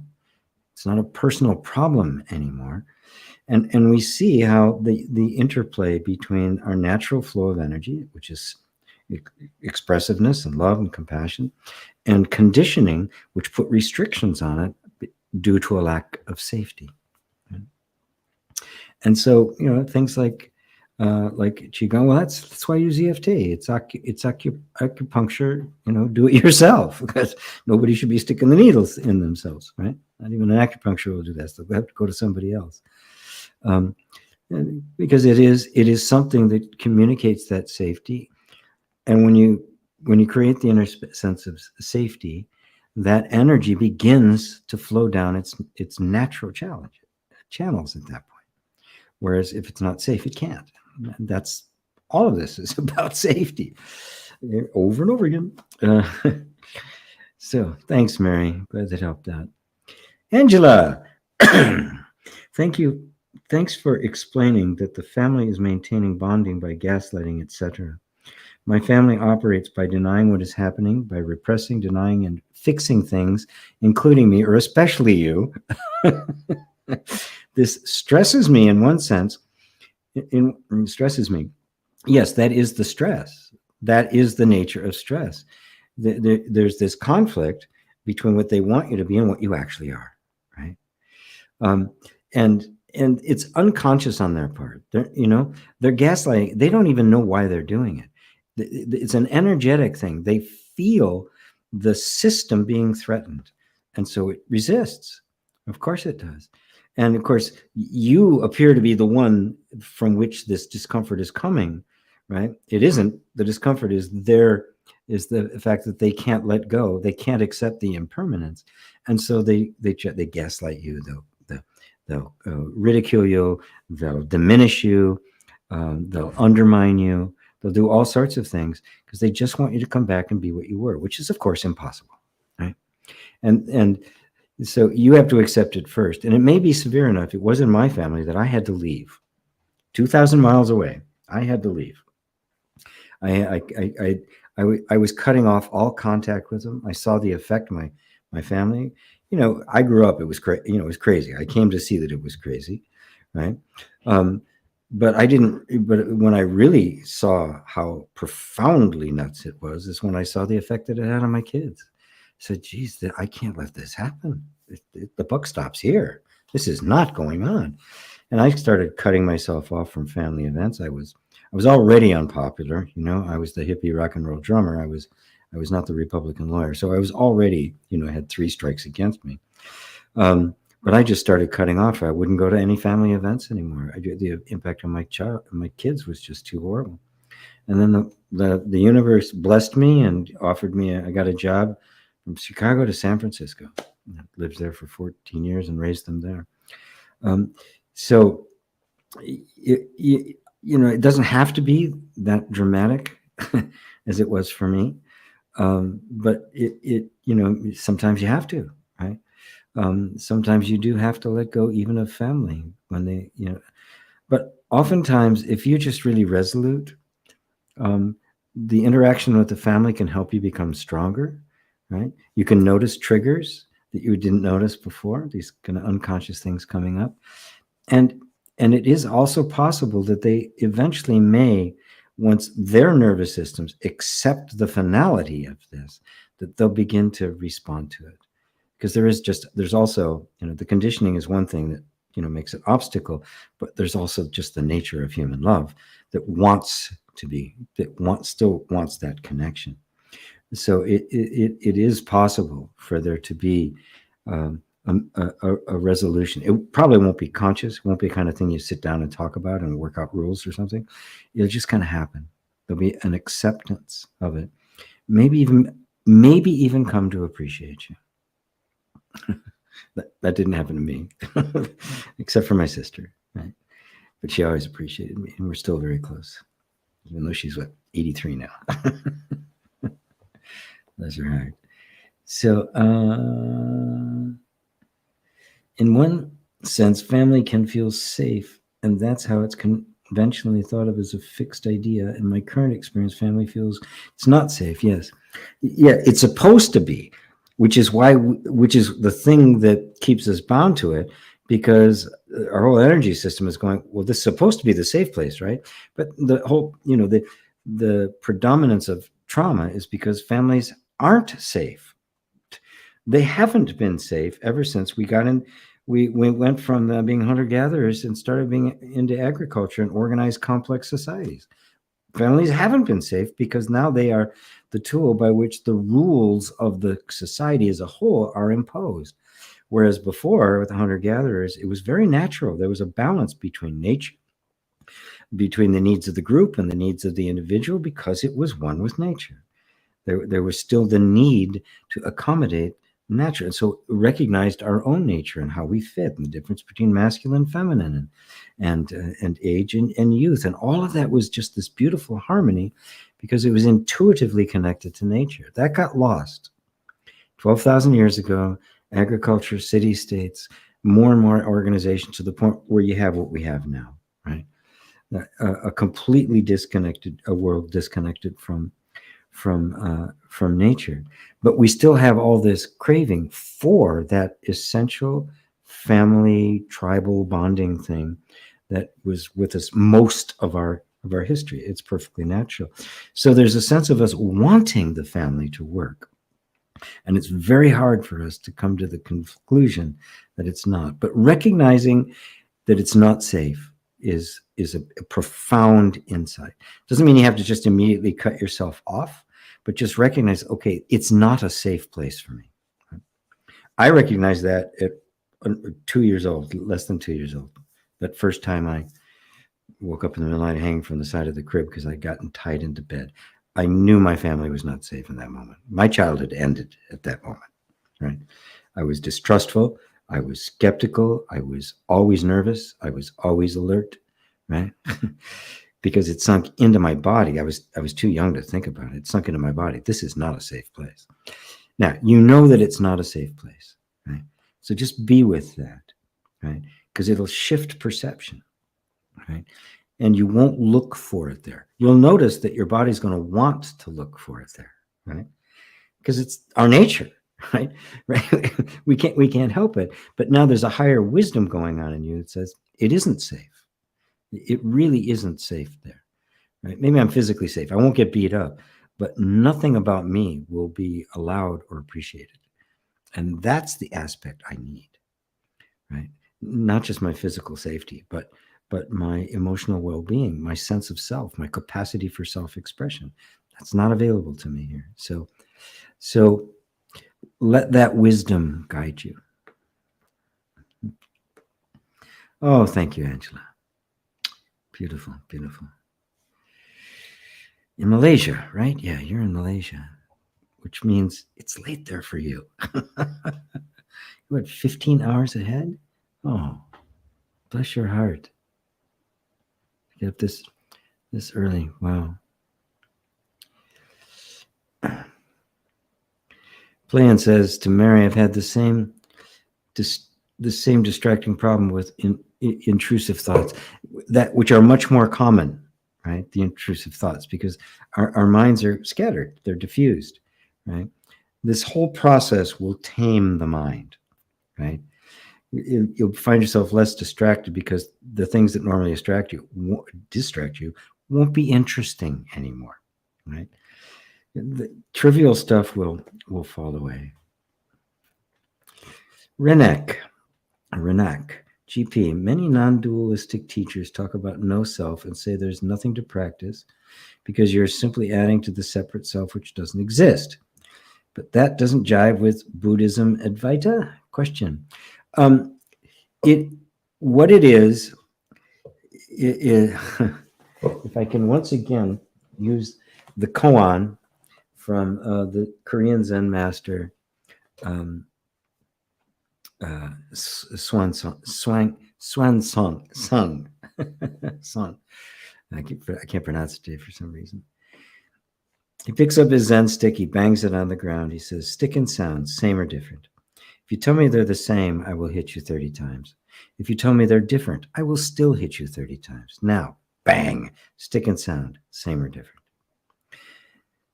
It's one of the first koans he gives to his students, and it's for this exact reason. If I say they're the same, I'm stuck in non-duality. I'm stuck in the absolute, right? Bang, you get the whack. If I say they're different, I'm stuck in the relative, right? Bang, you get the whacks, 30 whacks, right? So which is it, right? I call it Neo-Advaita because it is stuck in the absolute, right? And so it tries to explain away everything. If this is the truth, it must explain everything, not explain it away. It must be the comprehensive explanation of everything, leaving nothing out. It means human misery, evil, feelings, love, intuition, art, music, beauty, ugliness. It's got to be all of it, right? Genuine in Zen Buddhism, in Buddhism in general, and in Advaita. Remember, Advaita means not to,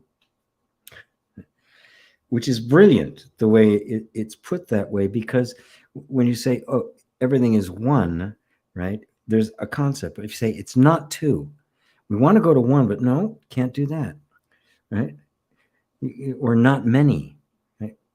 It's acknowledgement that there's the experience of many, right? But it's saying it's not many. Now, the non-dual would just say that there's nothing here, there's no one to practice, it's all an illusion, and everything you do makes it worse. There is truth in that, okay? There is truth in that. And so much truth that that's why you can get stuck there. And you can kind of use it as the stick to try to chase everything else away. Okay? But when somebody would literally, in the old Zen masters, before insurance companies and lawyers, somebody would say something like that, they'd get a whack upside the head. Oh, no, it's all an illusion. They go, whack. Oh, it's an illusion, huh? Whack. How's that for an illusion? Right? To break that spell of getting stuck in what is really conceptual non-duality. Now, I know some of these folks, genuine experience. They are living from a non-dual place, but the realization, in my view, is not complete because it hasn't brought all of this in, right? And I've not had any conversations with some of these teachers personally, because they may just be teaching like that, and their own lives much more reflective of this, right? Of the flow, right? I was a bit stuck in the absolute for a while, looking for the absolute that would apply to everything. And it was Zen Buddhism that said, there's no such thing. It doesn't exist. It's this. There is no position. There's no truth in that sense. There's no known truth. There is only this flow between wisdom and love, knowing and being. And so it's okay to take a step back and do a practice, knowing full well that even the practice will be let go of and be subsumed in the transcendent non-dual understanding. So it doesn't mean that this doesn't exist. It means it does not exist as anything other than the self. It doesn't mean that nothing is, that this is an illusion. It's not. It's the self. It is manifest consciousness. If I entertain the idea that it has an objective existence separate from consciousness, that's the illusion, right? The thing isn't an illusion, right? Thinking that it is something other than consciousness is the illusion. And so it is both this thing that I can talk about and describe, and it's one at the same time. It both exists and does not exist. So we get into that very, very mystical language, the language when Buddha spoke in the most absolute terms. It was just the illusion that we just believe it to be separate. That belief is all there is to it. Nothing exists separate from consciousness. Outside of consciousness, there is nothing. So everything is consciousness. Consciousness is the substance of it. The knowing of it is its being, which means it doesn't exist as an objective fact separate from perception. Believing it does is the illusion, right? Now, I tried to teach it like that a long time ago, and it just was it failed so miserably, and in some instances created more suffering and difficulty that it's got to be wrong. So the Buddhist approach is, it is a practice that leads to the end of practices. It's the boat that takes you to the other shore, and you discover that the other shore is where you started. Or as Balyani puts it, the Sufi mystic, he said, God takes the last step on the journey that never happened. And so you can see it is not two. It is a flow between even absolute and relative are obviously two. They're right. It's transcendent. They're opposites. I can't speak of the absolute except in terms of the relative. So the only place I actually find the absolute is my being. Everything everything converges there, and everything is there. And then the distinction between self and other disappears, but the appearance of self and others doesn't disappear, right? If I realize I'm one with this plant, the plant doesn't disappear. I just realize that I and the plant are one. We're one being, one substance, one immense functioning, and I am that. I am the conscious center of it. Right? That is me. That is an aspect of me. The sun is an aspect of me. The sky, the stars, the galaxies, they are simply an aspect of me. And not the personal me, the infinite me that isn't even me. Words just...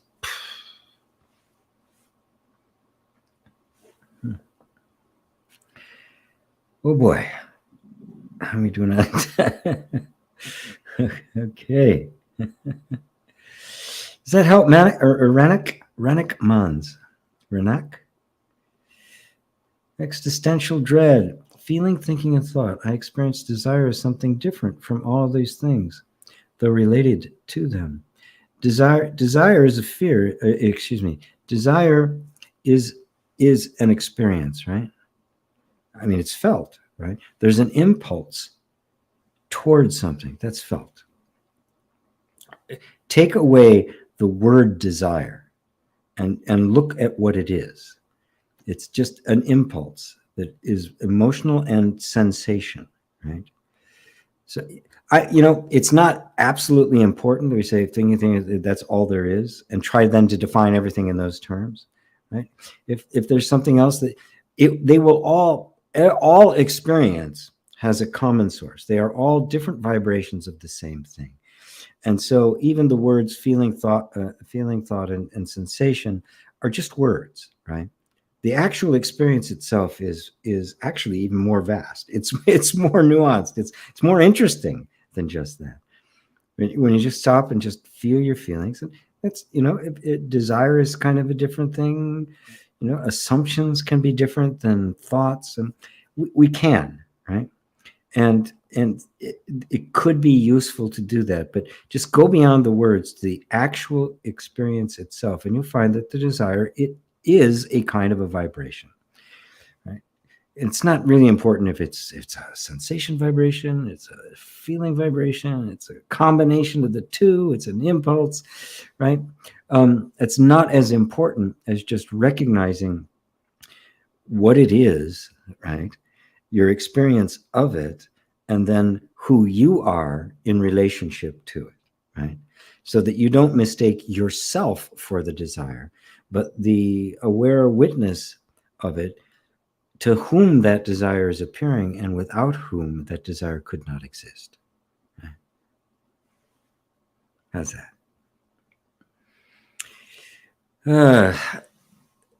Janalio Devi. Jaina, feeling, emotion, thought, and perception. They're all, well, yes.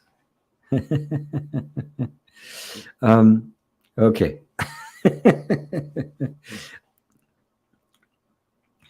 Yes. Perception is completely related to thought, energetic assumptions. Perception is a particular point of view. Without that point of view, you don't have a perception, right? It's pure experience, right? It's just direct experience. What forms perceptions? Our beliefs, our feelings, our thoughts, our assumptions. Again, so subtle, right? You can put aside all words and just there's just this subtle, very active energy that's taking all sorts of different forms and shaping the view that I have of the entire world, the lens through which I am seeing. And we can try to break down that lens to see what makes it up. But the most important thing is that I'm not the lens. What I'm experiencing is a result of the lens. It's colored by the lens. But because that's just the range of experience, I'm infinitely greater than that, and I can have any experience at all. Right?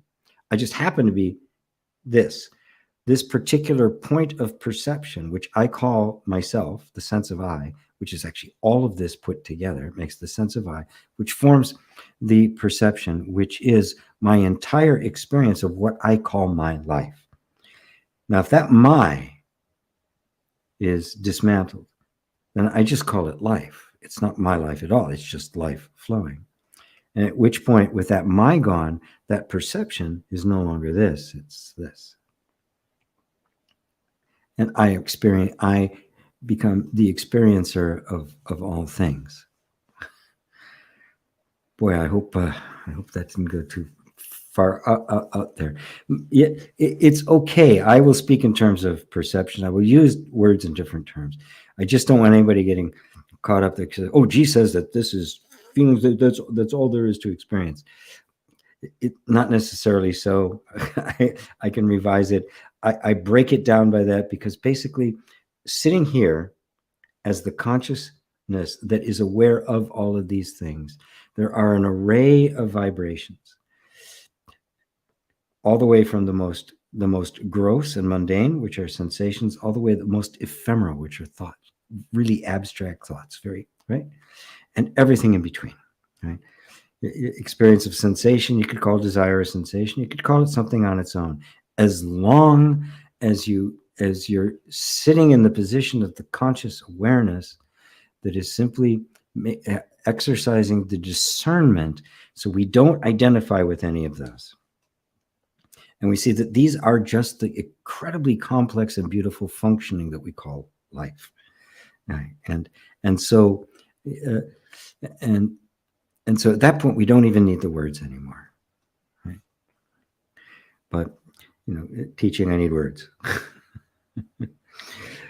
So, running out of time says, yes, thank you. You're welcome. Look without expectation. Yes, that's looking without thinking. Just seeing what's there, which means no expectation, no anticipation, no comparison, no describing. See, if there's no comparison, there's absolutely never anything wrong with right now. You have to compare it to what was or what you would like it to be. If that comparison doesn't take place, right now is absolutely perfect, isn't it? It is exactly what it is, which is perfect.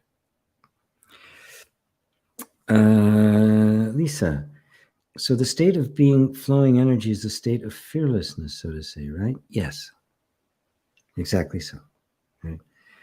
The only natural state of fear is when there is an imminent, direct physical threat to the body. Everything else is manufactured by the mind. And so, yes, everything flowing in its natural way, there's no fear. There's certainly no psychological or emotional fear, right? And the natural fear, which is just, my body needs to run away from something, is a completely different mechanism altogether and doesn't need to cause you any suffering. Right? It's just a reaction like blinking or anything else, which nobody suffers over blinking or digesting food. Right? So yes, and so it is the state of fearlessness, right? Or equanimity. Right? I like that better. That's kind of the positive aspect. Right? Fear simply doesn't exist. You're just equanimous. Everything is fine just the way it is. Mary, play on. I still understand what you shared with me. Bless you, my friend. Play on. Ray Sykes. Much love. Great. Lisa, some non-dualistic speakers are so radical, saying nothing is happening.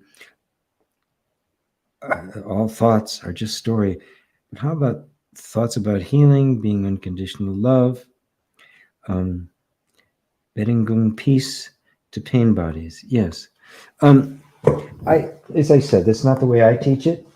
The non-dual teachers that I recommend don't teach it that way. My teacher Muji doesn't teach it that way.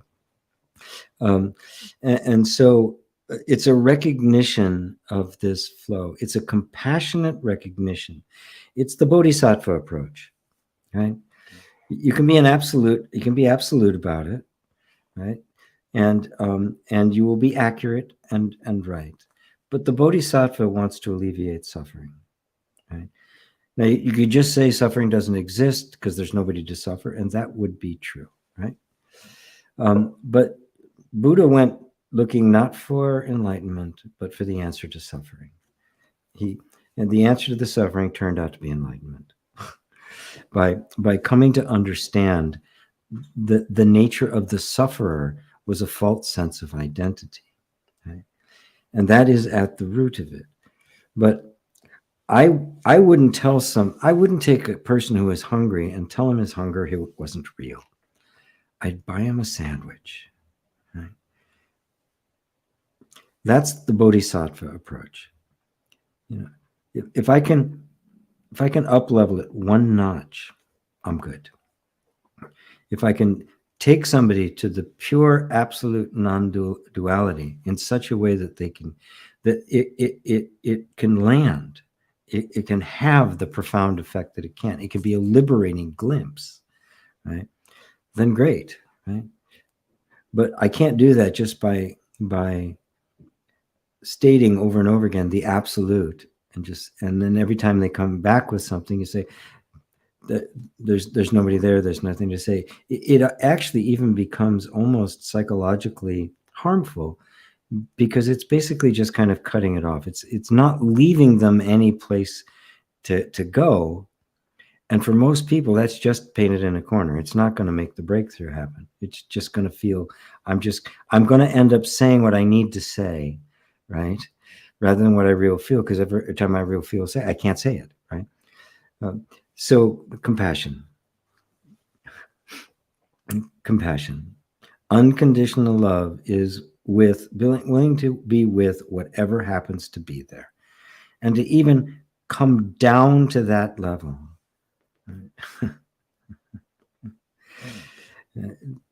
Come down to that level in order to meet someone where they are. I mean, that's how I do it. I see no reason to change that, and I have no problem jumping in totally into the absolute with somebody if that's where they're ready to go. Right? But I've also seen a lot of people get really wrapped up there, not properly take care of themselves, not deal with their traumas, because I'm going to realize the self.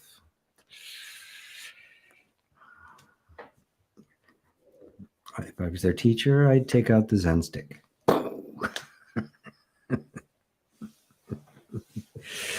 So bringing isn't that important? Yes, it is, absolutely. And yeah, pain body. I sometimes call it the robot. I'll call it conditioning. It's conditioning. That's what it is. And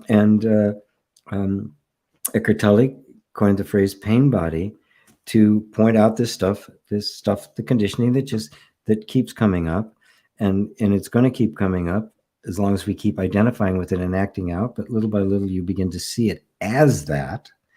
Right? I use the word more conditioning. It is the conditioning. It's not you. Right? And the more you do that, the less it can hook you, right? And eventually it just kind of, because it's sustained by your energy, it just falls away, right? But you have to do it this way. To me, you have to do it. You have to go one step at a time, whatever people can. If somebody's grieving over something, you don't tell them there's no such thing as grief. There's no such thing as death or loss, or it's just a feeling, let it go. It's cruel. It's cruel. If I can just sit and be with them in that presence, that message will sink in on another level. I might even have to say it. Thank you, John. Thank you, Dave. Looks like somebody new. Can't say really one, because all and none are something and nothing are dualistic pairs. It's all one, but it's all together. One, not two. One without reference to anything else. Yes. So Advaita has drastically changed my life on multiple levels, especially constantly hacking away at who I am until the freedom of no individual one shows up. Love your satsangs, Brother G. Thank you, David. Very good. Or Dave. Very good. Yeah. Just constantly looking at that I sense, right? And again, I don't tell everybody to do that. It's the kind of thing that happens very naturally, because it can become a witch hunt. right? The mind can take, appropriate non-dual language and practices and do some really weird shit with it. So but I love the fact the way the way you've gotten that you can't say it's one, you can't say it's all, you can't say it exists, you can't say it doesn't exist. I can say Bugs Bunny doesn't exist, but then what am I talking about? He both exists and does not exist, right? All fictional characters are like that. We can have long conversations about all the Star Wars characters, and people do, right? And yet they don't exist, but yet they do exist, right? So they do and they don't. This is the nature of it. The plant exists as this expression of, and we call it plant, but it does not exist as a plant, right? And this is the nature of emptiness. Emptiness in the Buddhist tradition, emptiness is form, right? And so you go beyond even emptiness and form. You go beyond the absolute and the relative to just this marvelous play of opposites that are not opposites. They are the infinitely varied manifestation of one substance. And this is the true Advaita, the true not two. And I can see that this is taken root in you. And yes, when you simply look at what makes up the I, you find that it's just a bunch of thoughts, feelings, and sensations, or perceptions and assumptions. The whole long list you want to go, that's all it is. There's not an entity there. The entity is the one looking at it. And you are not that I. But that I is a manifestation of you. And so you are that. Thank you, Dave. Thank you. Mary, thank you for the answer to Ranak about the non-dual teachers that are out there. I have been waiting for this answer for some time now. I have some friends that are so entangled with those beliefs. Yes. Yeah. Yes. And you can engage with them on that level. Yeah. But it is a very closed system, as you can see. There's no way out of it.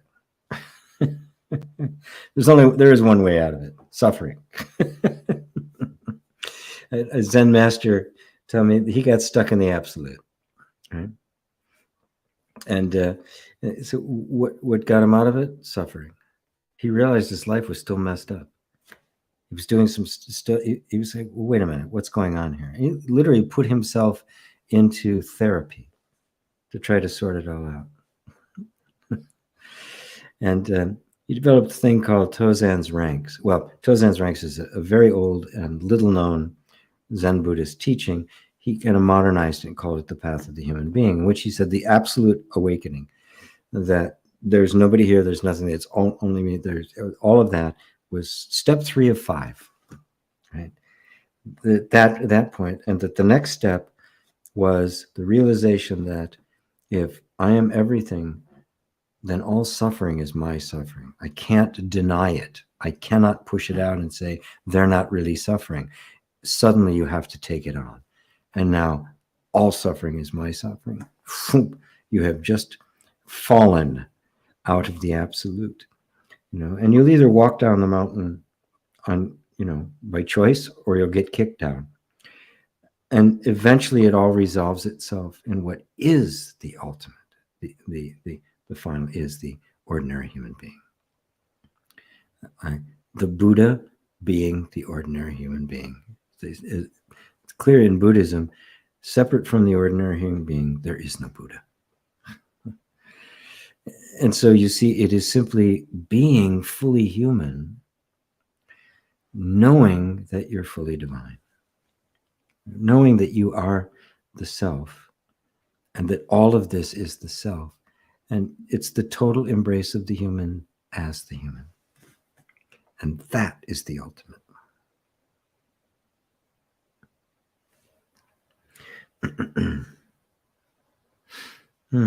Good evening from the UK, says Susan. Existential says, yes, thank you. Existential dread, the temptation to categorize. Yes, it is. Oh man, we are so well trained. But just notice it. As you notice it, you'll turn away. It'll be right back. Habit energy. That's all it is.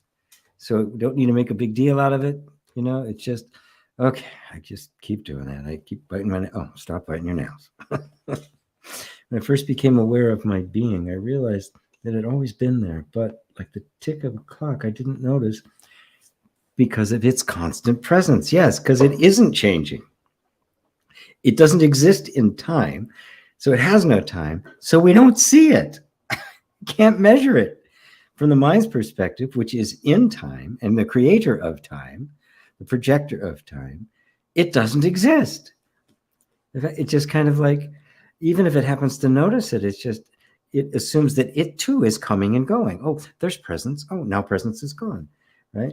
It cannot fathom the idea that it's always there, which is why we don't notice it. It doesn't move. It has no moving parts. It's indivisible. It's indetectable. It's unknowable. Sue says, see what is without evaluation. Yes. You'll notice the mind evaluating, right? And at times that may be necessary. You're in a business meeting or you're working something out or a community event or something. Some evaluation of things is necessary. How do I evaluate? Which is all it means. But to simply see, especially yourself, without any evaluation, is to see directly. Because you can't use evaluation for self-discovery, because that's comparing with something else. And you can't compare yourself with anything else. Can't do it. There is nothing. Appreciate the satsang. G, says Dale. Praying for the world, as it appears we could possibly be on the cusp of some major world crisis with energy, inflation, food shortages, revolution, hoping we don't see another Great Depression. Yes, pray for the world. Take all of this into yourself. Yes, we all hope that we don't have to go through another horribly dark time in order to wake up. Right? And the fact is we don't. Because plenty of us realize now we don't, right? We have awoken to it. We can see what's happening, right? We'll be able to stop the momentum. I don't know, right? I do know that those of us who are awake to it, like you are, although it might be what we need to wake up, you don't need it to wake up, right? Maybe we all need a little adversity, right? But let's remember that at the root of this awakening is love. It is benevolence. It is the deepest compassion and kindness. And it is not going to put us through more than we can take. Right? It's not going to do it. But it must wake us up, because it is our sleep from which we're suffering. And that doesn't mean to just always be quiet or passive. Sometimes you have to speak up. Sometimes you might be an activist. Whatever comes to you, however to play your part, right? But stay awake, right? Because it is awakeness that can see the underlying thought processes and belief systems that are giving rise, right? And if we can address it at that level, the army of awakened beings will grow. And we can pull ourselves back from the edge. Sue, at times some non-dualist almost deny human experience rather than blend with its real and personhood. Yes, that's exactly what they do. They explain it away instead of subsuming it. The higher subsumes the lesser. It doesn't get rid of it. So true not-to-ness, non-duality, will subsume duality into non-duality. And thus, at that point, the word non-duality doesn't have any meaning, right? Because there's no opposite of it. There's simply no opposite. It's just what is, right? and the sheer joy of being what is. And remember, at the center of it is you. And you cannot know yourself dualistically, right? So in that sense, looking at the sense of I non-dualistically is, okay, this is not me. This isn't a ultimate reality. This is just what is believed, right? Okay, so I'm stepping out of that belief, and I see how this mechanism, how it works, it affects. And if I believe it, I literally empower it. I believe it into existence. Right?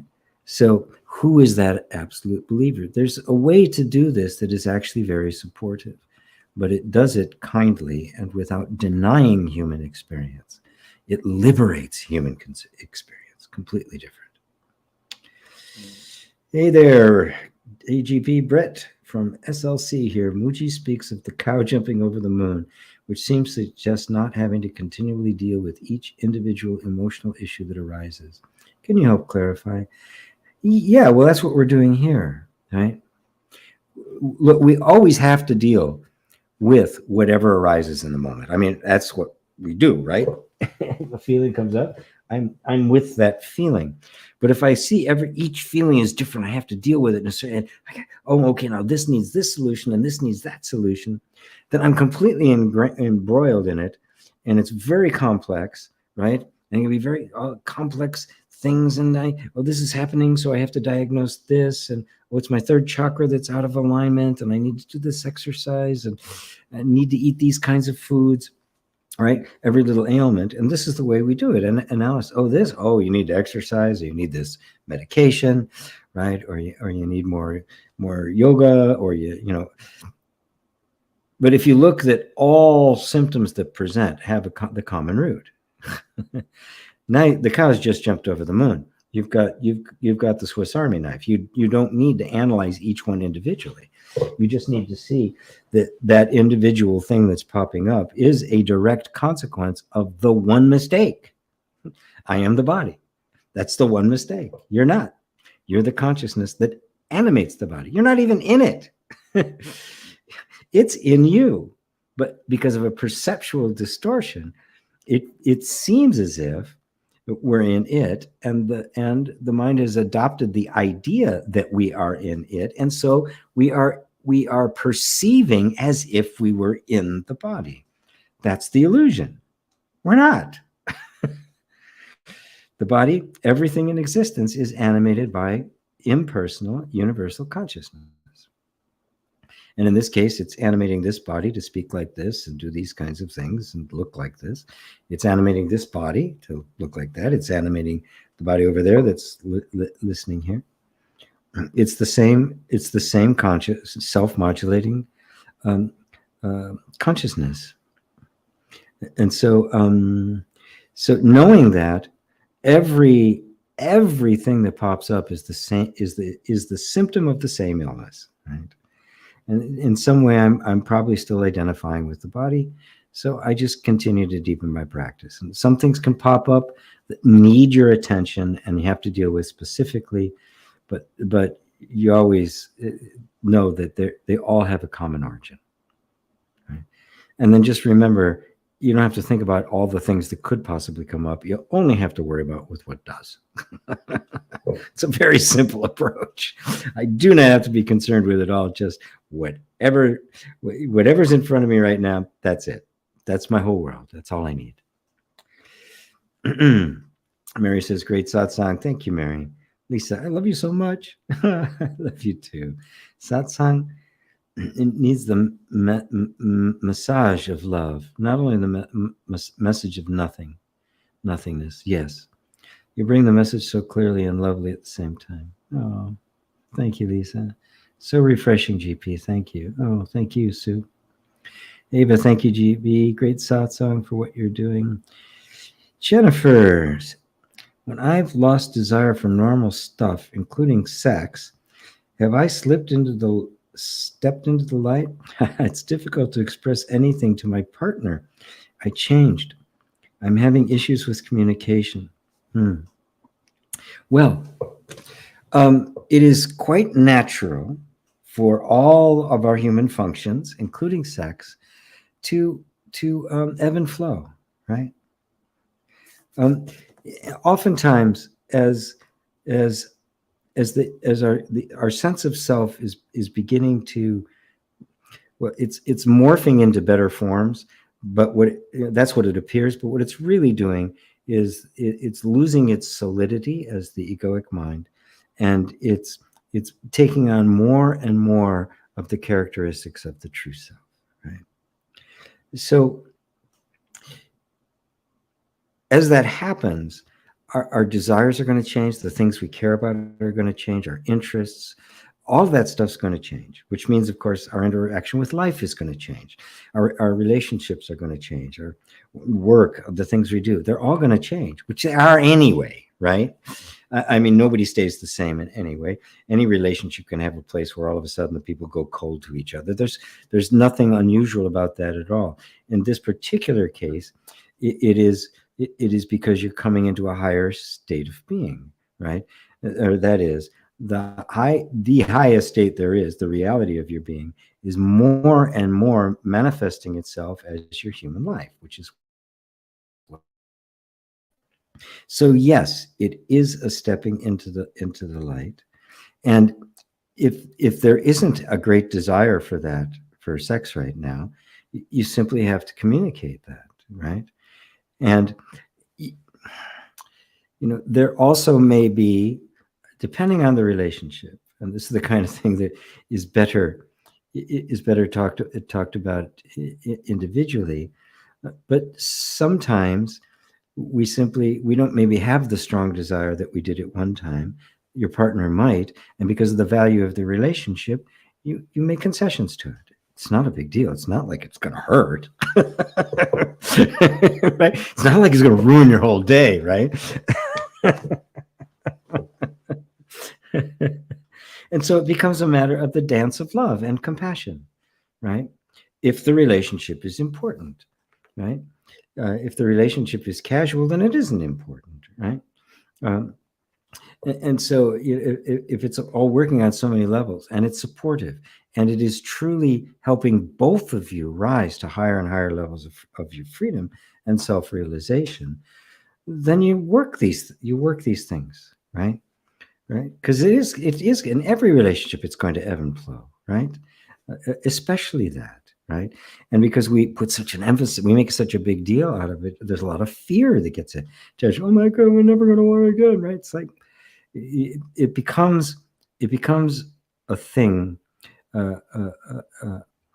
something that your relationship can become more important than that. And so the nature of the relationship will inform that rather than it being the substance of the relationship. Because if that is the case, when it ebbs and flows, you're in trouble, right? But and as long as there's that openness, and that's what's critical, because if there's got to be that openness, communicated and mutual acceptance, which means, you've got to accept him, he's got to accept you, and find a middle ground, right? Or if you can't, then at least be willing to be present with each other fully, knowing full well that it's not over. Nothing is forever, and that things and the more you open to it, the more easy it is for things to flow, and you'll find a way to have the kind of intimacy and closeness and all of the good stuff. And it might take a completely different form, but wonderful. Thank you for asking that question, Jennifer. Lisa says, thought and fearlessness, awakened state sex is going to be even more heavenly. Thought and fearlessness.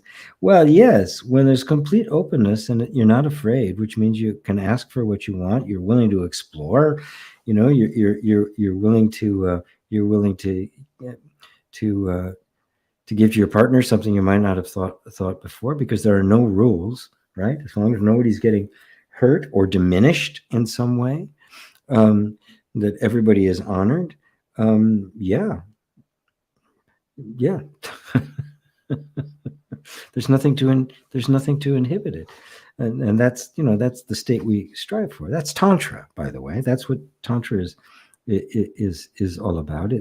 Is making the relationship be intimate, so that and as a result, the sex will follow suit. Sushad, we have chosen our journey, GP. I certainly didn't choose mine.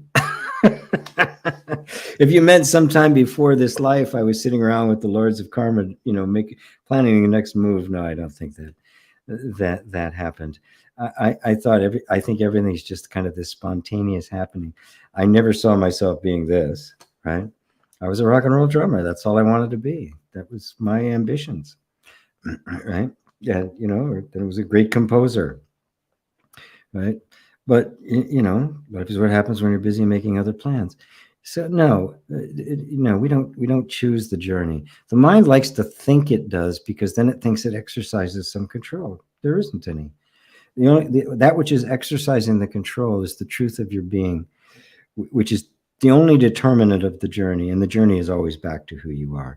The way it goes can be quite circuitous over many lifetimes, but the destination is the same. Right? So it is simply a matter of, how that shell of this personal sense of self, which is even more than the ego, as that begins to crack open, and then the clarity of where the journey is really to becomes more evident. And then now you realize that you've been on that journey, but now you're consciously participating in it rather than fighting it. Oops, sorry, Eva. Let's see. Fearlessness, you believe? How much? Hi, Mr. G. Hello, Robert. How is Germany? Oh, I'm back from Germany. Come to Croatia on holiday. I'd love to. Angela, can you say something about essential aloneness? My physicality appears to need people. My wounded, avoidant self wants to run from people, and my being appears to need no one. Alone feels scary. Help. All three are true. Oops, almost bumped something there. All three are true, right? Human beings, we are bonders. We want to hang out with each other. We want to mate. We want community. We want to dance. We want to make music together. We are a being, right? Just like the body is made up of individual cells, humanity is made up of individual apparent beings, but we have a direct integral relationship with the whole. This was so understood by Aboriginal people, the hunters and gatherers. This was so understood. It was just, this is the way nature is. This is the way we are, right? So we've gotten completely out of that. We've gotten detached from nature. We've gotten detached from our own nature. This artificial conditioning has replaced our just normal interaction with nature, and so there's always been this dance between aloneness and community. This alone, being one, being two, being apart, right? And there's a dance in every relationship that's like that. And then the conditioning. Look, being avoidant of my family. I mean, yeah, duh, right? So yeah, it wants to run from people. But I live alone. I have for a long time. I've had some roommates and things like that. But I live alone, right? And I like to go out in a day. I'll sit in a coffee shop or sit somewhere to work, to write, and the like. Sometimes I'll have interactions with people, just brief interactions, sometimes not. But I find that all my particular body needs is to have some people around every now and then, even if I'm not interacting with them. And I find it very soothing. It's nice. Right? So I don't tell me, no, I can't have that. right? There are some things you do want to avoid. I hate crowds, right? I just won't go anything that's got a big crowd. And I just, if there's something that's crowd, thanks, I'm gone, right? I just don't like them. I don't want to be around them. So I avoid them, right? Also okay, right? So what we have to do is we have to discern that the conditioning that remember when we're conditioned because of the dangerous, difficult experiences we had, the nervous system tends to generalize, right?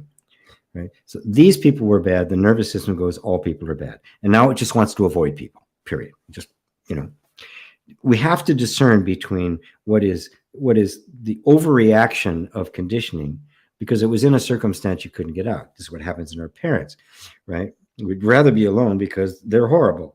And so that it kind of generalizes it across all people. And we tend to have this feeling of being shy. If you examine that, you can begin to discern what is just the overzealous conditioning and what is actually nature, right? Okay, my nature is this human body needs interaction, needs touch, some hugs, it needs a sense of family, even if it can't get it from that one. So my nervous system going to an extreme to keep me safe, right? I can now recognize that, oh, okay, my nervous system wants me to avoid all people because it thinks, because this is the only way it could keep me safe then. But, oh, okay, now I can begin to discern that. I can step into this position of mastery. And this is part of energy healing, is kind of showing the nervous system that it doesn't have to be so extreme. It doesn't have to just completely cut everything off to keep me safe, which it did at one time.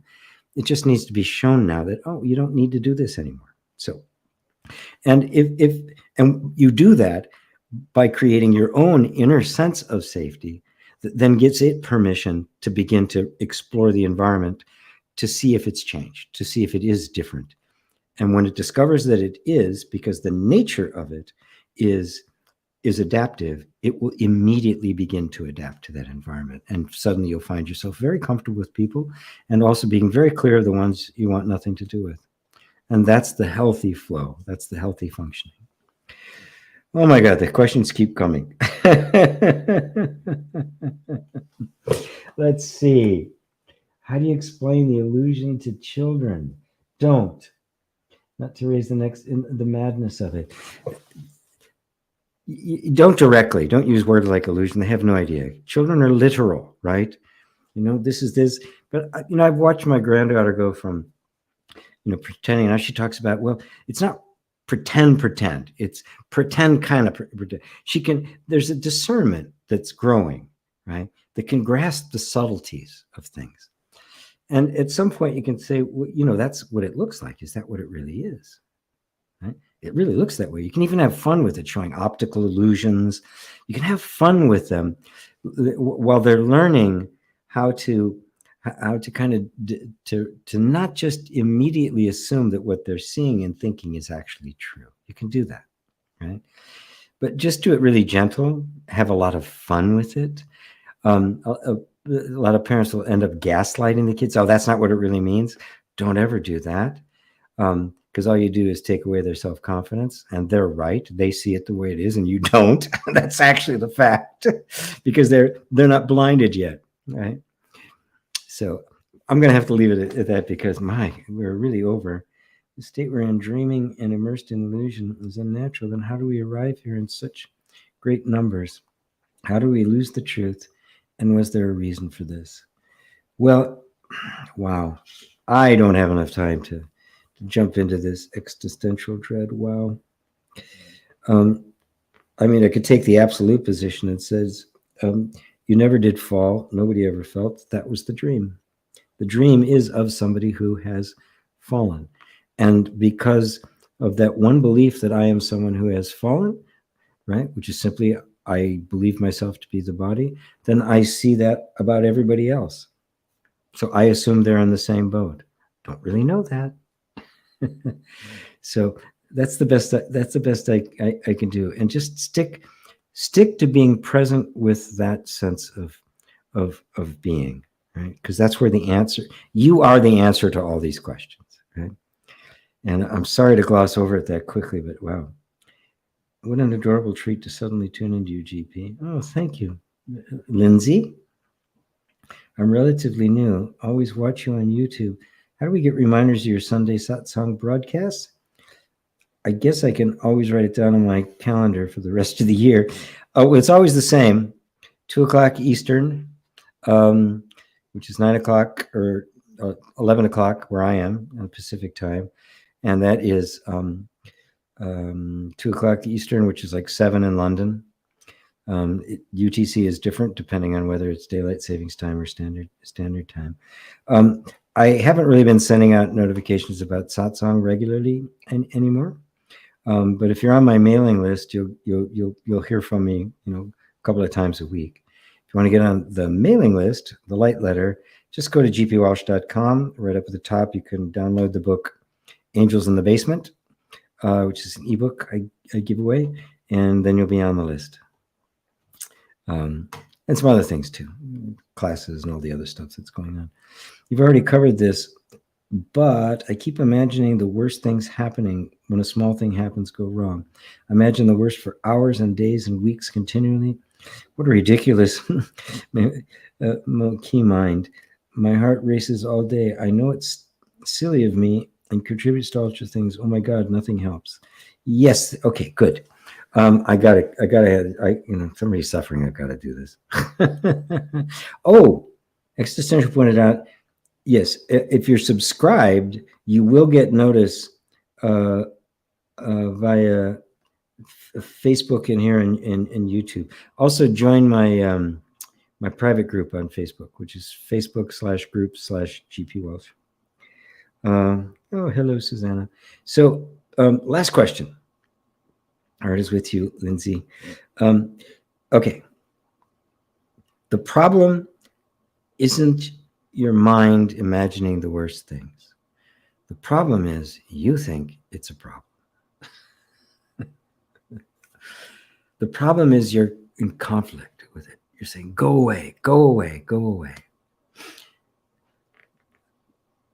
Everything the mind does is energized by the attention that it gets.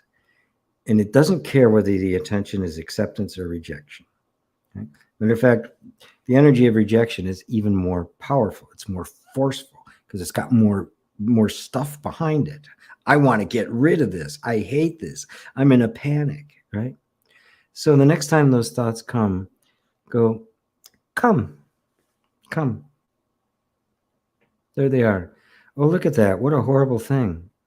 Oh, my hand got stuck in the blender. Oh my God. Oh, my car broke down in the middle of pitch blackness. Okay, come. Right? Drop the conflict with it. It can't sustain itself in the light of unconditional acceptance. It can't do it. Right? It's the fight you're having with it that's literally sustaining it. How do I get rid of this? Don't. Right? It's just thoughts. It's just a function in your nervous system that's over anxious, overzealous for whatever reason. And if you just let it be there, and then put your attention on, well, how am I feeling? Why is this so important? I don't really believe it, right? I don't really have any evidence of it. And start to become curious about it. Right?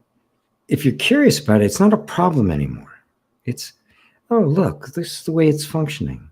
Wonder why that is. Right? What is it that makes this all up? What's making me up? What's this conditioning? What's this about? It's conditioning. It's a habit. It goes on, right? Fighting it obviously doesn't work to stop. So let's make friends with it. I call this inner reconciliation. You're reconciling with it rather than fighting it. And if there's no fight, the first thing will disappear is your suffering over it. Right? You'll no longer start thinking of it as a problem. It's just thinking of it as just a condition that's arisen. Right? It's impersonal. It's just what it is. It's just a condition that's appeared. And then you, knowing who you are, becomes more important than that. And the desire for self-awareness isn't just a means of fixing things, it's an end in and of itself. Right? And so even when your heart is racing, this is also something you can use EFT for, which tells the body you're safe, right? Because yes, there's going to be a physiological component. The houses, because when this is going, these images are being presented. Your nervous system is reacting to them as if they were true, and so there's going to be it's going to feel as if it's true, right? Even though you know that it isn't. Now, that which is knowing that it isn't true, is that the same as the mind? Isn't that interesting? Because you're sitting here describing it to me, right? Imagine worst. I keep imagining the worst thing happening. Well, something is sitting there, seeing the thoughts, seeing that the thoughts are always the worst thing that's happening, seeing that it doesn't really want that there, right? And that there's got to be a better way. Now notice that that's all being seen by something else. Now that something else isn't the mind. It isn't the emotions. It isn't the sensations. It's not the perceptions. It's not the assumptions. It's something else altogether. Well, what's that? Huh? What is it that gives me the ability to even discern these? Because I'm sure at one time you just had those thoughts and you never even thought about it. Nothing questioned about it. Something actually woke up enough to step outside and went, whoa, look at that. Ooh. And then, of course, because it's not complete yet, how do I get rid of it? How do I get rid of it? Which is just actually part of the same mechanism. That which is aware is also aware of the desire to get rid of it. Oh, look at that. It's all the same system. There's these thoughts, there's reaction to the thoughts. Part of the reaction is wanting to get rid of the thoughts. So there's this kind of this vortex of stuff going on, swirling over here. But where are you? Are you in that? Or are you the one looking at it? Now that one looking at it, is that really concerned about it? Or is the concern just something else that's being seen? Is that in conflict with it? Or is it just witnessing it? Now notice attention keeps going more and more towards you. Notice this starts getting less and less important, right? It was really important to you at one time, which is why it's so strong right now. But all of a sudden, it's not as important. Okay, be there. So what? This is really important. I'm actually looking at it from a different place, from a different position. And let that completely absorb you. And I had to answer that because you're suffering. I'm pretty sure, oh my God, that will help. And you might even be surprised at how fast. To have that knowledge that suffering is key to freedom is most beautiful. Yes. Thank you, Sue. Thank you, Susanna. Thank you, Jennifer. Thank you. The observer, no, isn't suffering. Suffering is being observed. Yes. And there's where the freedom lies. Thank you all. Thank you, thank you, thank you, thank you. Lovely. So good to be with you all.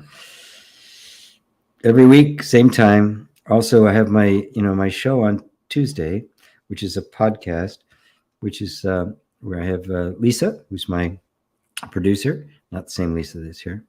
And she plays the role of student, and we go over one subject for an hour or so.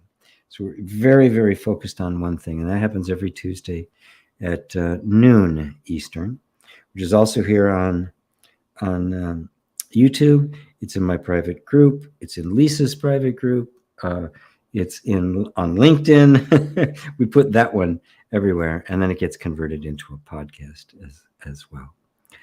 And of course, I got classes and stuff. Go to gpwalsh.com and you can find out everything you need to know. So thank you all. Thank you all. Thank you all. Thank you all. If you haven't, like and subscribe. I always remember to say that. Oops. Thanks, loves. Until next time.